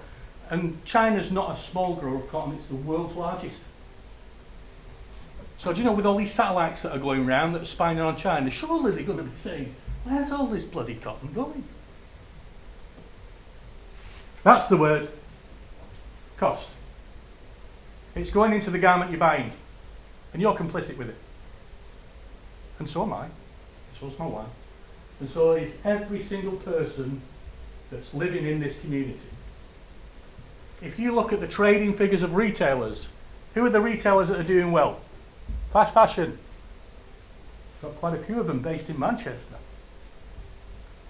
Fast fashion is built on disposable, short-term use product, buying more of garments. It's not sustainable. Then becomes the moral conversation that we rarely have. And this is what really gets me. Everybody understands that slavery is something really that we should be avoiding. But why therefore is it acceptable that we don't accept that a lady worker in Bangladesh should be paid the same as a lady worker in Salford? It's called exploitation, guys. We are raping communities that are less developed than ourselves of their natural resource, their labour. The whole system is built around keeping impoverished communities impoverished. And you're buying the garments that they're making. Is that right? Do you ever consider it when you go to a high street retailer that you can buy a jumper and a pair of trousers for £5? Do you ever ask, how the hell do they do that? The next thing is about overconsumption and overproduction. And there's a reason for overconsumption and overproduction. To be able to produce a garment at a price, they need to make it in bulk and then ship it in a massive bloody container. So they need to be buying tens of thousands of the same shit. Now, fortunately, you're all artists, or you seem to be, because you're actually quite individual. When I do this speech normally, they all look like it's a bloody uniform. Who wants to look like each other? Well, you go in whichever retailer you want, and you will see the same garment 55 times on the same rack. Why? It's because we're overproducing. To give you a figure, there's a company that came to me, as another part of what I do is I represent a charity that actually funds betterment of the textile industry throughout the whole of the UK. And there's a company that's actually saying, do you realise there's 425,000 obsolete denim articles in stock at 3 retailers in the UK? 420,000 articles, which would normally go into landfill. And they're setting up a business to take those garments, launder them by using a laser and by being able to embellish them, and bring them back into the retail sphere. Wow. Look at all that money tied up. Look at all that carbon tied up. Look at that overproduction tied up. That's the reason why there's bloody sales at the end of every year. How many of you go to them? How many of you go to those sales and think, yeah, I've got a bargain? We've got to change how people think about apparel. We've got to change the way people think about the material in the fabric. We've got to change the way that garments are designed to be able to recycle them. But more importantly than all this, we've got to make garments that last. How many of you have heard your parents say, my knickers or underwear from Marks and Spencer's used to be better when I bought them back in the 1970s? They were. They were more expensive. Because they were from better feedstock. Better controlled fabrics. They lasted longer. In the UK, in the business that I run, we make t-shirts like this. This t-shirt, we guarantee to wash 200 times without fabric pilling. You know what the average number of washes per t-shirt across the world is? Come on, shout out. 3. Very close. 20. 10. 4. Now that does incorporate the disposable t-shirts that people are wearing to run the London Marathon in, that says a daft word on it, including hen nights and stag nights and other nights. What, 4? How many dresses, pairs of trousers, t-shirts, jackets and jumpers have you got? How many cupboards full of shit have you got? Now, most of you are students, which is great. I do this a lot, actually, with more mature adults. I say, how many of you go and take your garments to a mill and dump them in a storage locker? And the truthful fact is, there's quite a few people are quite embarrassed and ducking at that point. Don't want me to pick them out. I'm not going to go through all these because it's boring. But believe me, it'll scare the living daylights out of you. And when we talk about good meaning, well-meaning things, this is your biggest impact, guys, because you're wearing it.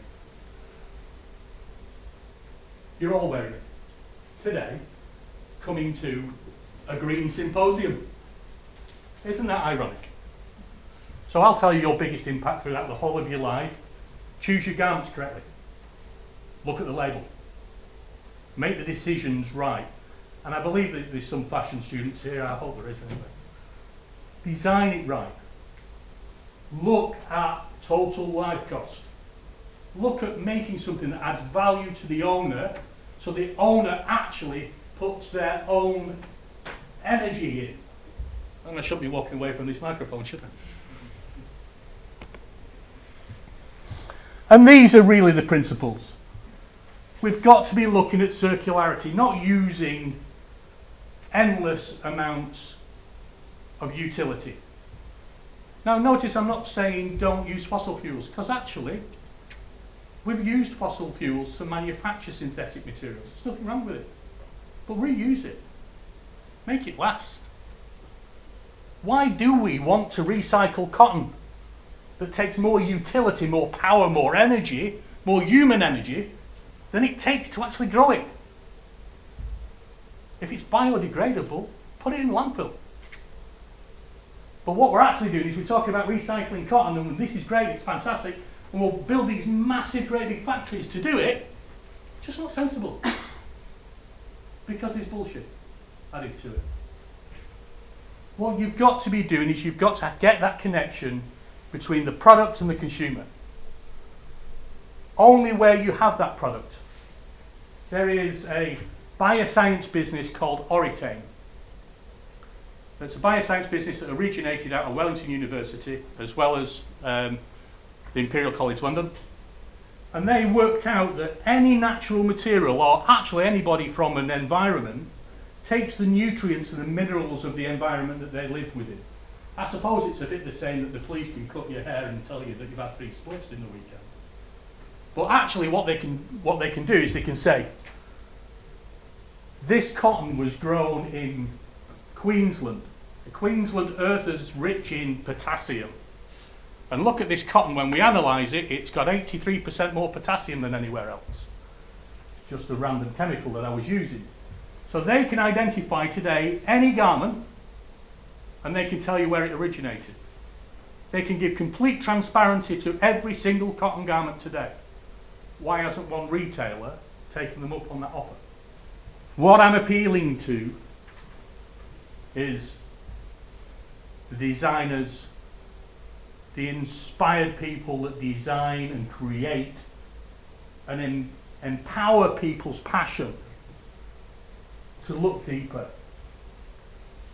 Make sure that you're selecting the right materials for the right reasons. Make a conscious decision whether you're exploiting workers or not. And is that morally right? Or actually, are you adding benefit to a community? What would those people be doing if they weren't manufacturing textiles? I'm really inspired by the art that I've seen today being one-offs and singularities. Because we're all individuals. I want a garment that fits me, that's for me, that's tailored for me. I don't want to look like everybody else. That individuality is the route forward, because if you give me a product that fits, that I like, that's good to wear, that captures my personality, I'll only buy one. It automatically stops overproduction and overconsumption. Design is key to making the product better. I'm not going through that. Yeah, I'm not going to go through that. But to give you an idea, consciously you've got to then start to make the decision. If we're making a t-shirt in the UK, this t-shirt costs £8.25 to make in the UK if I'm making 1,000 t-shirts at a time. To make. If we're selling that retail, I can sell it at £12. If I'm selling it to a retailer at £12, they will sell it to you at £34. Make your decisions correctly. And I think that's me. That's how I'm Aileen Ducky feel. So yes, my name's Hannah Hartley. I work as Environmental Action Manager at an organisation called Manchester Museum. I'm also part of the strategy board for a network called GMAST, which is a collection of over 50 organisations across Greater Manchester working in response to climate crisis. And I used to work quite closely with Aileen and Wild Rumpus, and I continue to be involved in outdoor arts events doing sustainability assessments with an organisation called A Greener Future. But what I wanted to share today is just a bit around what Manchester Museum is doing, and I will whiz through this because I'm conscious that we don't have loads of time. This is a lovely line drawing of our building. If you want to talk about architecture as a means for sort of demonstrating power. Here we are. We're in an amazing neo-Gothic building designed by Alfred Waterhouse at the heart of Manchester University, of which we are a part. For anybody who's not familiar or hasn't visited before, we hold encyclopedic collections of around 4.5 million objects across archaeology, Egyptology, living cultures, botany, zoology, you name it. And we also have a vivarium with live frogs and other creatures as well. At the very heart of our mission is to build understanding between cultures and a more sustainable world. Both our collections and our position within the university provide us with the conditions to engage communities and audiences on issues of climate and ecological crisis, and we believe that this should be a core part of our remit. So from, say, a 300 million year old fossil tree to a fragmented rock showing the moment that the asteroid hit Earth, our collections really do kind of hold the key to understanding evolution, climatic changes, and even sort of outer space as well. And that's one of the really special things about our collections, their ability to collapse time and space. We also have just undergone a fairly large redevelopment project. So the museum is recently reopened, so please do come and see us and see the new spaces that we have, which includes our Belonging Gallery that speaks to how humans, animals and plants have lived harmoniously with each other and in different landscapes. And where they no longer do, also offers illustrative examples and hopeful insights into how we might make new harmonies in the future. Our South Asia Gallery shares stories of our environment through the lens of care and coexistence and exploitation and extraction, and also demonstrates acts of resistance against environmental degradation. Our Chinese Culture Gallery explores China's biodiversity and highlights the exchange of ideas and knowledge between our two cultures of how to care for lived environments. So one example we showcase in there is the Sponge Cities initiative from Wuhan, which is currently being trialled in a park in West Gorton in Manchester. We also have a temporary exhibition hall, so at the moment that's home to the Golden Mummies exhibition, but in 2004 we will host Wild, which will be a year-long exhibition highlighting rewilding and conservation projects from the UK and around the world, to explore how people are using wildness to shape the landscapes around us, and also kind of bringing different groups into that, and some of our environmental partners, to really think about how we want to shape our wild future and our sense of that. So there's a lot going on in the museum. But yeah, so just a bit about how I'm kind of tackling sort of the work we do on that key point of building a more sustainable world. So I've touched on the fact that we do programming, events and exhibitions with our communities, and I think the key word there is with, which explores local and global social and environmental issues. We want to encourage public conversations around the climate and ecological crisis and provide a space for a forum for that to happen and for people to kind of practice expressing their views around that. We're building these relationships so we can actually support people to take action on the issues that they care about. And I'll talk a little bit more about our top floor co-working hub, which is a unique feature that is kind of recently launched within the building. All of this work is guided by myself as Environmental Action Manager, but also a museum-wide environmental action group. So this is an open forum for all staff, volunteers, key partners to share knowledge and inform the actions that we take collectively. And we also do a lot of work around supporting our staff and volunteers to identify action within their own areas of work through capacity development and training. In terms of our operations, I've kind of shared this screenshot because it's very exciting for me that we have a new web page that is infinitely better than our old one. And now we have a dedicated sustainability section. So the aim for this is for us to be more transparent and communicate better what we're doing as an organisation. So this is just a screenshot of some of the content on there, but please, if you have the time, go and take a look and give me some feedback about what you'd like to see there. As far as possible, we're aiming to reduce our energy consumption, reduce and recycle materials, especially in construction and exhibition projects, We're also working with local sustainable producers and suppliers across the museum, including our shop and cafe. So it's very important to me that our kind of commercial operations are all pointing in the same direction as the programming that you experience when you visit us. We are part of the university, as I mentioned before, so we work alongside the university's other cultural institutions and have a key role within the university's sustainability strategy. And we align our work as well, so we're playing our part in terms of Greater Manchester's target of becoming a zero carbon city by 2038. I spoke a little bit about kind of capacity development. I just wanted to flag this project. It's a 2-year project called Roots and Branches, which is a partnership aiming to accelerate the museum sector's ability to respond to climate crisis. So this is about the museum taking on a sector leadership role as well, and working collaboratively across England with other museums. So what is Roots and Branches? Well, there's kind of two parts to it. The Roots are about creating a nationally significant co-working hub of environmental action at the museum, and then the Branches are about creating carbon literate and environmentally aware museum sector. So the Roots is really about developing Manchester Museum's own practice, interrogating what a carbon literate museum, as we are, should be and can do. What that looks like in practice is the creation of an experimental co-working hub on the top floor at Manchester Museum, which builds our capacity to support communities and the wider sector in their thinking and action.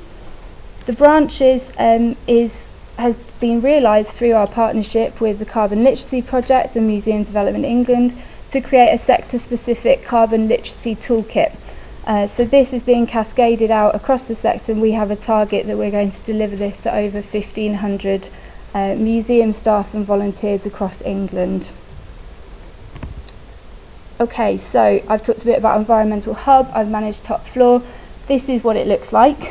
So a key finding from some community mapping and consultation we carried out back in 2021 was that there is a large network, albeit not very well connected, of ecological expertise and knowledge across Manchester that is available and accessible to those who are determined to find it.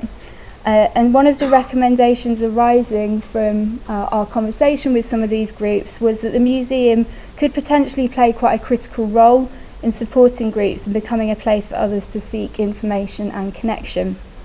So that's informed our vision for the evolution of the museum's top floor space, which is shown here in the images of the slide. And it's becoming a home for different education groups, charities, artists, writers, social enterprises, a range of different groups who are all working with a shared commitment to environmental action and social justice. We've got flexible spaces for co-working, collaborating, programmes developed in partnership with Manchester Museum, creative workshop and classroom facilities. We also have our lovely greenhouse space, which you can see in the corner here. So we have living plants and a therapy room as well. So underpinning the development of this space is also partly really a desire to make Manchester Museum's work and team more accessible and visible, and develop new and different approaches to our programming, which will be centred around co-production and working in partnership with the different partners that we have literally working alongside us in the heart of the museum. Here's a list of some of the people we're working with at the moment. I'm not going to go through all of these in detail, but just to give you a sense of some of the groups that we're already developing relationships with, and there are more that aren't on this list. I can share these slides as well, and you can see there are hyperlinks so you can visit everyone's websites. But for example, we're now home to the Manchester Climate Change Youth Board. We continue to work really closely with Carbon Literacy Project, Climate Emergency Manchester and Ardwick Climate Action, both groups of concerned citizens taking action in different areas across the city. We have Olympias Music Foundation, who are a charity doing really brilliant work actually to increase diversity of access to music education, which is unfortunately being stripped out of our schools at the moment. And we're also home to Pink College, which is a supplementary education provider doing neurodiverse creative education. So they teach in the museum Monday to Friday, and they're actually kind of headquartered there as well. Right, I don't know how I'm doing for time, Liz. Okay. I won't spend ages on this. Carbon literacy, I mentioned it before. So for anybody who isn't aware of what it is, in a nutshell, it's a globally unique education programme providing climate change learning that intends to lead towards positivity and action towards reducing carbon emissions. We've worked with the Carbon Literacy Project since 2016. It has just celebrated its 10th birthday. This slide will now be out of date. I think they passed the 50,000 citizens milestone as we came into 2023. And I've talked a bit about the toolkit that we've developed. I will share some links afterwards for anybody who's interested about that in more detail. But essentially it's a day's worth of learning that's being co-created and piloted alongside a panel of museums and organisations, so ensuring it is practical and relevant resource to support museum environmental responsibility goals. It's flexible, it can be adapted to different organisations and contexts, so you can insert your own content into it, and it's completely free to access for all museums across England. It's designed and intended for peer-led delivery, so any organisation can pick it up and deliver it themselves. I think there was mention earlier about that sense of people feeling a sense of anxiety about needing to be experts to talk about these topics, but really I can tell you that the peer-led delivery model has been really powerful, especially in the museum, where I now have a team of 9 people at all levels in the organisation delivering this to their colleagues. Our aim was to have over 80% of all museum staff trained by spring 2023, and then we're going to start rolling volunteer training out later this year as well. So pleased to say we're on track with that. Here's just a bit about how it's going in terms of numbers with the wider branches project. So this is how many people we've reached and engaged so far. And this is a slide just illustrating some of the course content from the Carbon Literacy Toolkit. So this is the section looking at what role museums can have. So the course covers kind of basic understanding of climate change science, but then really focuses in on the role of museums, prompting everybody to think about how and why museums have a role to play within this. It also provides an introduction to concepts of climate justice, explores the interconnections between colonialism and climate change, and also the international and national policy positions. So I think the name is a bit misleading. It's not just about carbon reduction, and we've actually expanded it quite a lot to take a broader view, particularly relevant for museums. Okay, so here's a brilliant image of an event that we were involved with at Ardwick Climate Action, where they managed to shut a section of the A6, which is a particularly polluting road going through their community. These are some of the impacts that we hope to have through the Roots and Branches project, but I'd say that this kind of expands longer term into the museum's work. We have a commitment to continue doing this. So the amazing thing that I think is really powerful with the Carbon Literacy Toolkit is that we're creating sort of wide and low cost access to training that enables, you know, people across levels and roles in organisations to have a baseline of knowledge. We've also, through that, been able to encourage museums to partner with others and think about getting involved in policy and change in their local area. In terms of the top floor hub, our kind of aim for that is really to provide space for convening conversations, public climate conversations, and supporting people to connect them up to the paths to action. So I think we can play quite a big role in the mindset shift that might potentially precede behaviour change and mobilising citizens. I haven't really touched on programming here. As I mentioned, we've just reopened. We're getting used to how our new spaces work, and we are starting to look at programming in the longer term across galleries and audiences. And I'm not going to spend very long on this at all, but there's just a couple of things here in our spring season that have a particular environmental focus, some of which have passed already, but just to say there's more to come around that. And I will finish there because I don't want to eat into any more time for discussion. So, Thanks so much for your presentations. I felt like there were some really different perspectives and different angles looking at this, but I thought what would be quite interesting is perhaps just explore a bit more what you each think is the responsibility of arts and culture in the broadest sense, because I'm quite conscious that as a sector we know that our emissions are relatively very low, but we are all working with a kind of sense of social responsibility. A lot of us have kind of social justice deeply embedded into our working practice. And so I suppose, where does the balance sit, do you think? And perhaps if whoever wants to jump in first, and I'll hand this mic around. So I think the responsibility is, I think as I said before, is to inspire change as much as possible, but also underpin that with how we approach our practice. I think for it to be meaningful, we can't. Personally, I don't think we should ask people to do something that we aren't willing to do ourselves, and I think that's a powerful way of getting people to actually change, I would say.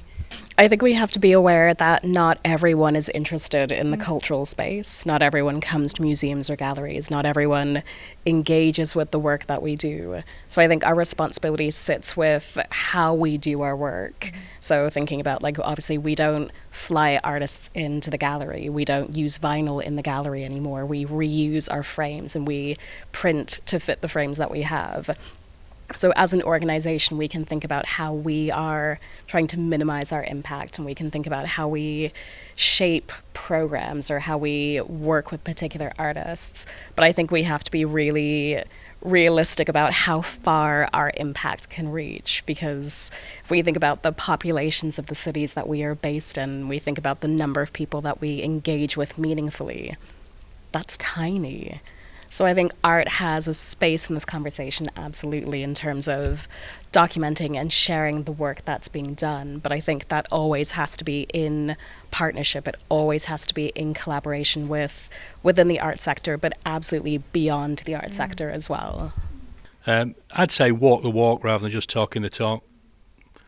I'm so sick of greenwashing and bullshit and people saying, yeah, it's nice, no, it's lovely, and then they're just not doing anything. So actually do what you say, but actually don't get tied up also with the greenwashing direction. So there's a lot of misinformation that's been put on by pieces of agenda. There's nothing wrong with plastic. Plastic's a fantastic material. So don't necessarily say, right, we're not going to have plastic in our creative space because somebody said that plastic's not good for the environment. Who said? Because it's generally got an agenda. So actually go deeper. And the word that I'm looking for is really education. Be an educational establishment by actually really investigating the claims and then informing the people that are actually participating with inside your spaces. No, that's great. And I think just to come back on that point, I think it's so hard for people to live within their values. It's basically impossible if you care about this issue, and that is one of the major challenges for people, especially those who don't necessarily have the privilege to make those sorts of choices or spend the time or money required to kind of make them. And so obviously we've touched on kind of how big some of these issues are. We know that art isn't going to save the world, as Mariama reminds us, and I'm very conscious of that in the museum. You know, we have a lot of families who come because it's a free space, it's a day out where you can come for low cost and see a dinosaur, and that's why they're there for a fun day out. And so I think there's always that kind of balance of how you approach these issues, and that's probably quite similar for you as well. Yeah, in terms of World Rumpus events. I would also say that, like, not just the audiences that we engage with, I think that we've got a responsibility and a powerful role to sway supply chains. Like, I'm just thinking that this year at the minute, you know, I work quite closely with a lot of the stakeholders, so like toilet providers, waste providers, and like a personal win this year is that I've managed to convince our old toilet provider to build compost toilets. So like I think, and that's after 3 years of asking and asking and asking. So I think, although it is hard and you do get beaten down by these, I think that even if you see slow chipping away at bigger systems and convincing other people that this is actually not just ecologically sustainable, but it's actually financially sustainable for you to move with the way that the world's moving. I think that, and I guess that's not just arts organisations, but I guess as consumers there is, if you do keep asking, sometimes you do have some successes, I think. Well, that echoes your point, doesn't it? And it's about demand. The market forces are driven by what people ask for, and I think there's huge power in like collectively working together. So I know, for example, World Rumpus is part of a larger consortium of outdoor arts festivals, and there's been lots of conversations around in the past how you might use that collective purchasing power to influence suppliers, and that's happening as well. Like our retail team in the museum have been doing a lot around that as well. Okay, I'm just going to ask you one more question, then perhaps we'll open it up. So just kind of from your experience, and maybe we've started to touch on some of these, but what do you think are the biggest challenges that are holding arts and cultural organisations back in terms of realising their sustainability goals?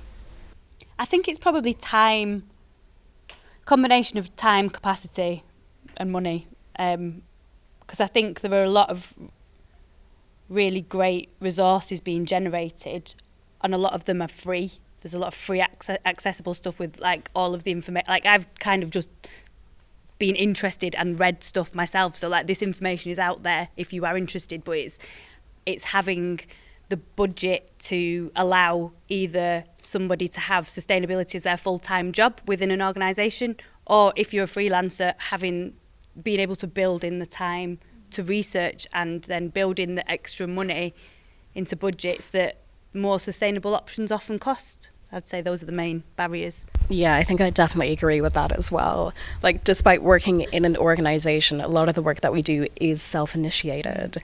So if I'm looking for artists who work in a particular way, or if I'm looking for organisations who can supply me with particular materials, that has to fit within my research period of also getting exhibitions up onto the wall as well. So time is one of our most valuable resources, and it feels like it's the one that we have like the least amount of time to focus on as well.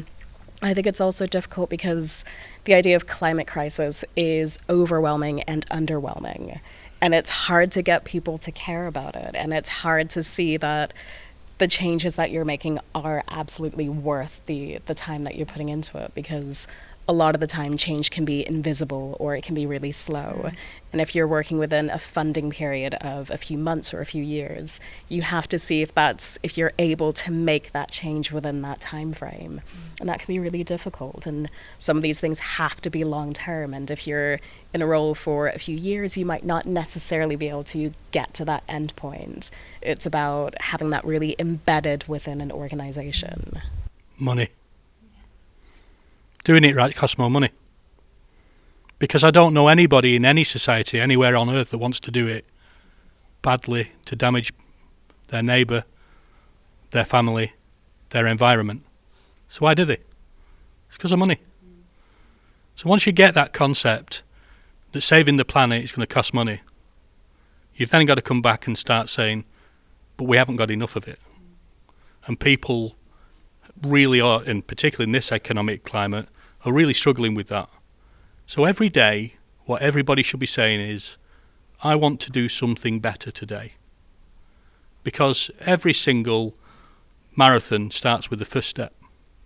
And if you move one step every day, we will get there. And some days, you might be able to make 2 steps or 3. And when money allows, maybe 4 or 5 steps. But making that one difference every day, that one right decision to improve the environment. That's the key. Just listening to everyone, how bad it is that the government aren't helping more, that when it comes to funding with things like that, they'll give out like £500 off electric cars and really big things, but it could be small suggestions, like when you have the festivals saying free public transport for going to these festivals, or opening workshops for kids that help them like build things out of wood, and doing more in the like community like that than these big big things. So how could we get the government to help us more? And you get the government that you deserve. It's as simple as that. You know, because we're still a democracy. What I'm not is I'm not a politician here.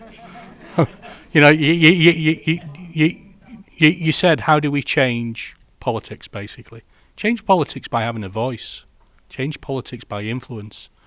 It's been the same since, you know, basically since democracy started. You know, rise up if you really want to be a revolutionary about this. Depends on how much passion you've got for it. And ultimately, every time you go to vote, vote. And if you don't like the way you govern, vote them out. Very simple.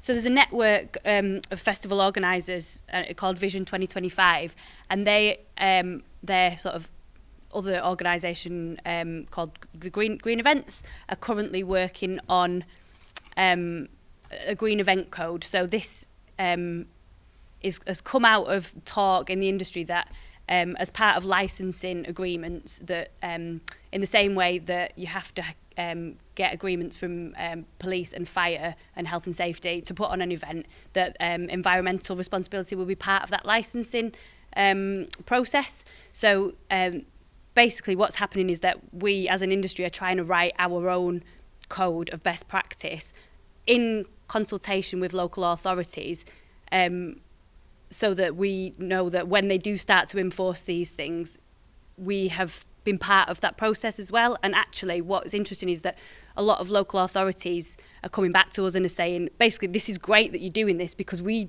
are underfunded and we don't have the capacity to actually enforce it ourselves. So, you know, there's such massive disparity between even the two councils that I work with on our two different festivals. So for the industry to set out its own guidelines, which are more ambitious than the government might set on us, I think is the best way. We can't wait for people to enforce it on us. I think if we have the knowledge, why wait? Let's just do it ourselves. It is right in me to be balanced as well by that. Is you can't get a local authority contract over £1 million unless you've got an ESG strategy and environmental, social and governance strategy. You need to show your route to net zero in Manchester. And that's for everything, whether you're a plumbing company, whether you're a building company, doesn't matter. You need that. You need to be showing it and you need to be reporting it. So it's not actually quite correct that all politics isn't looking at it, because they are, but what they're not doing is they're not banner waving it. And perhaps that's correct, because they're not banner waving it because it's not in place. And they're actually not, they don't want to be greenwashing themselves. So we are based in Liverpool, and for the example that I was demonstrating, the 40 or so organisations that we worked with are locally based. They are growers, they're makers, they're menders.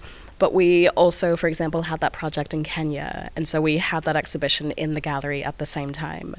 And it can, on the surface, be difficult to see why a community in Liverpool would be interested in a forest in Kenya. So what we do is we build projects or communities around that. So we worked with local school children who were going out and photographing their favorite trees, and we had that in the gallery at the same time.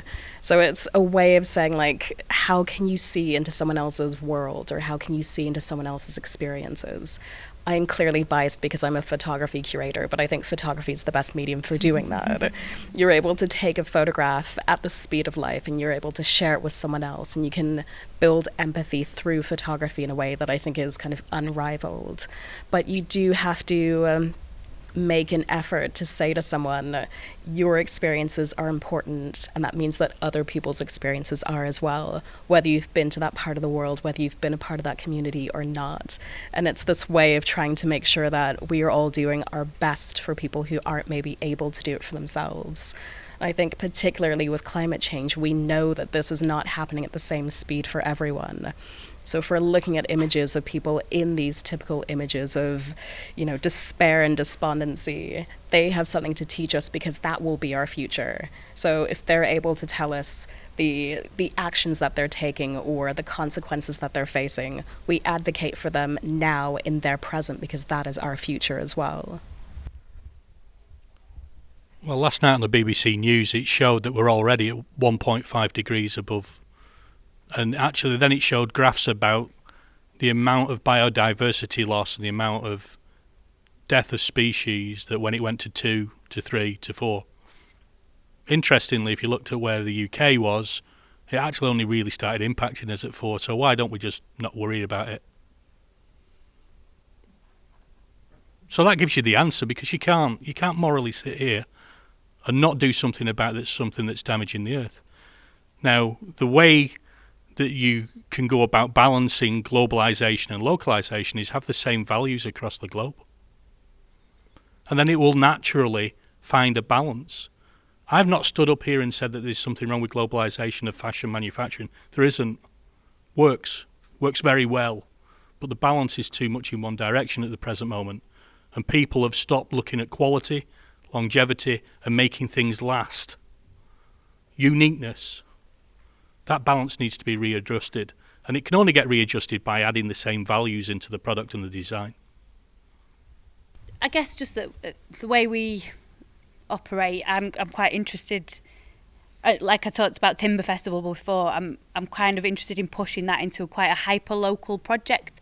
I think there's something in the way that obviously transport, in terms of in all its facets, when you put in on an event, is your biggest polluter, and until there is systemic change, we can't combat that. But I think if, maybe how do we advertise so that we're only getting people from the local area? Do we ban cars coming at all? Is it, only public transport, cycling, lower carbon options? And then I want to push our whole supply chain to be local for every event we do. I want it, to feed in to that triple bottom line idea of economic, social, and environmental. And if everything's sourced locally, it can only have positive effects. And then if you're reducing your impact, that's the global impact. If you reducing impacts locally, that's having global impact as well. That makes sense. I forget who said it, but there's the very famous statement of think global, act local. And I think that's probably the approach of the museum, because we're doing very hyper local work with neighbouring wards in Ardwick and Hume and Moss Side, for example. But actually, when you talk about the hyper local, where we're positioned in Manchester, that's deeply international diasporic communities, and we hold very international collections. So we do a lot of work with the source and diaspora communities to kind of reinterpret and understand those and kind of bring people around that. So I think it's looking at very hyper-local impacts where you might have the most impact, but kind of with a global view behind it.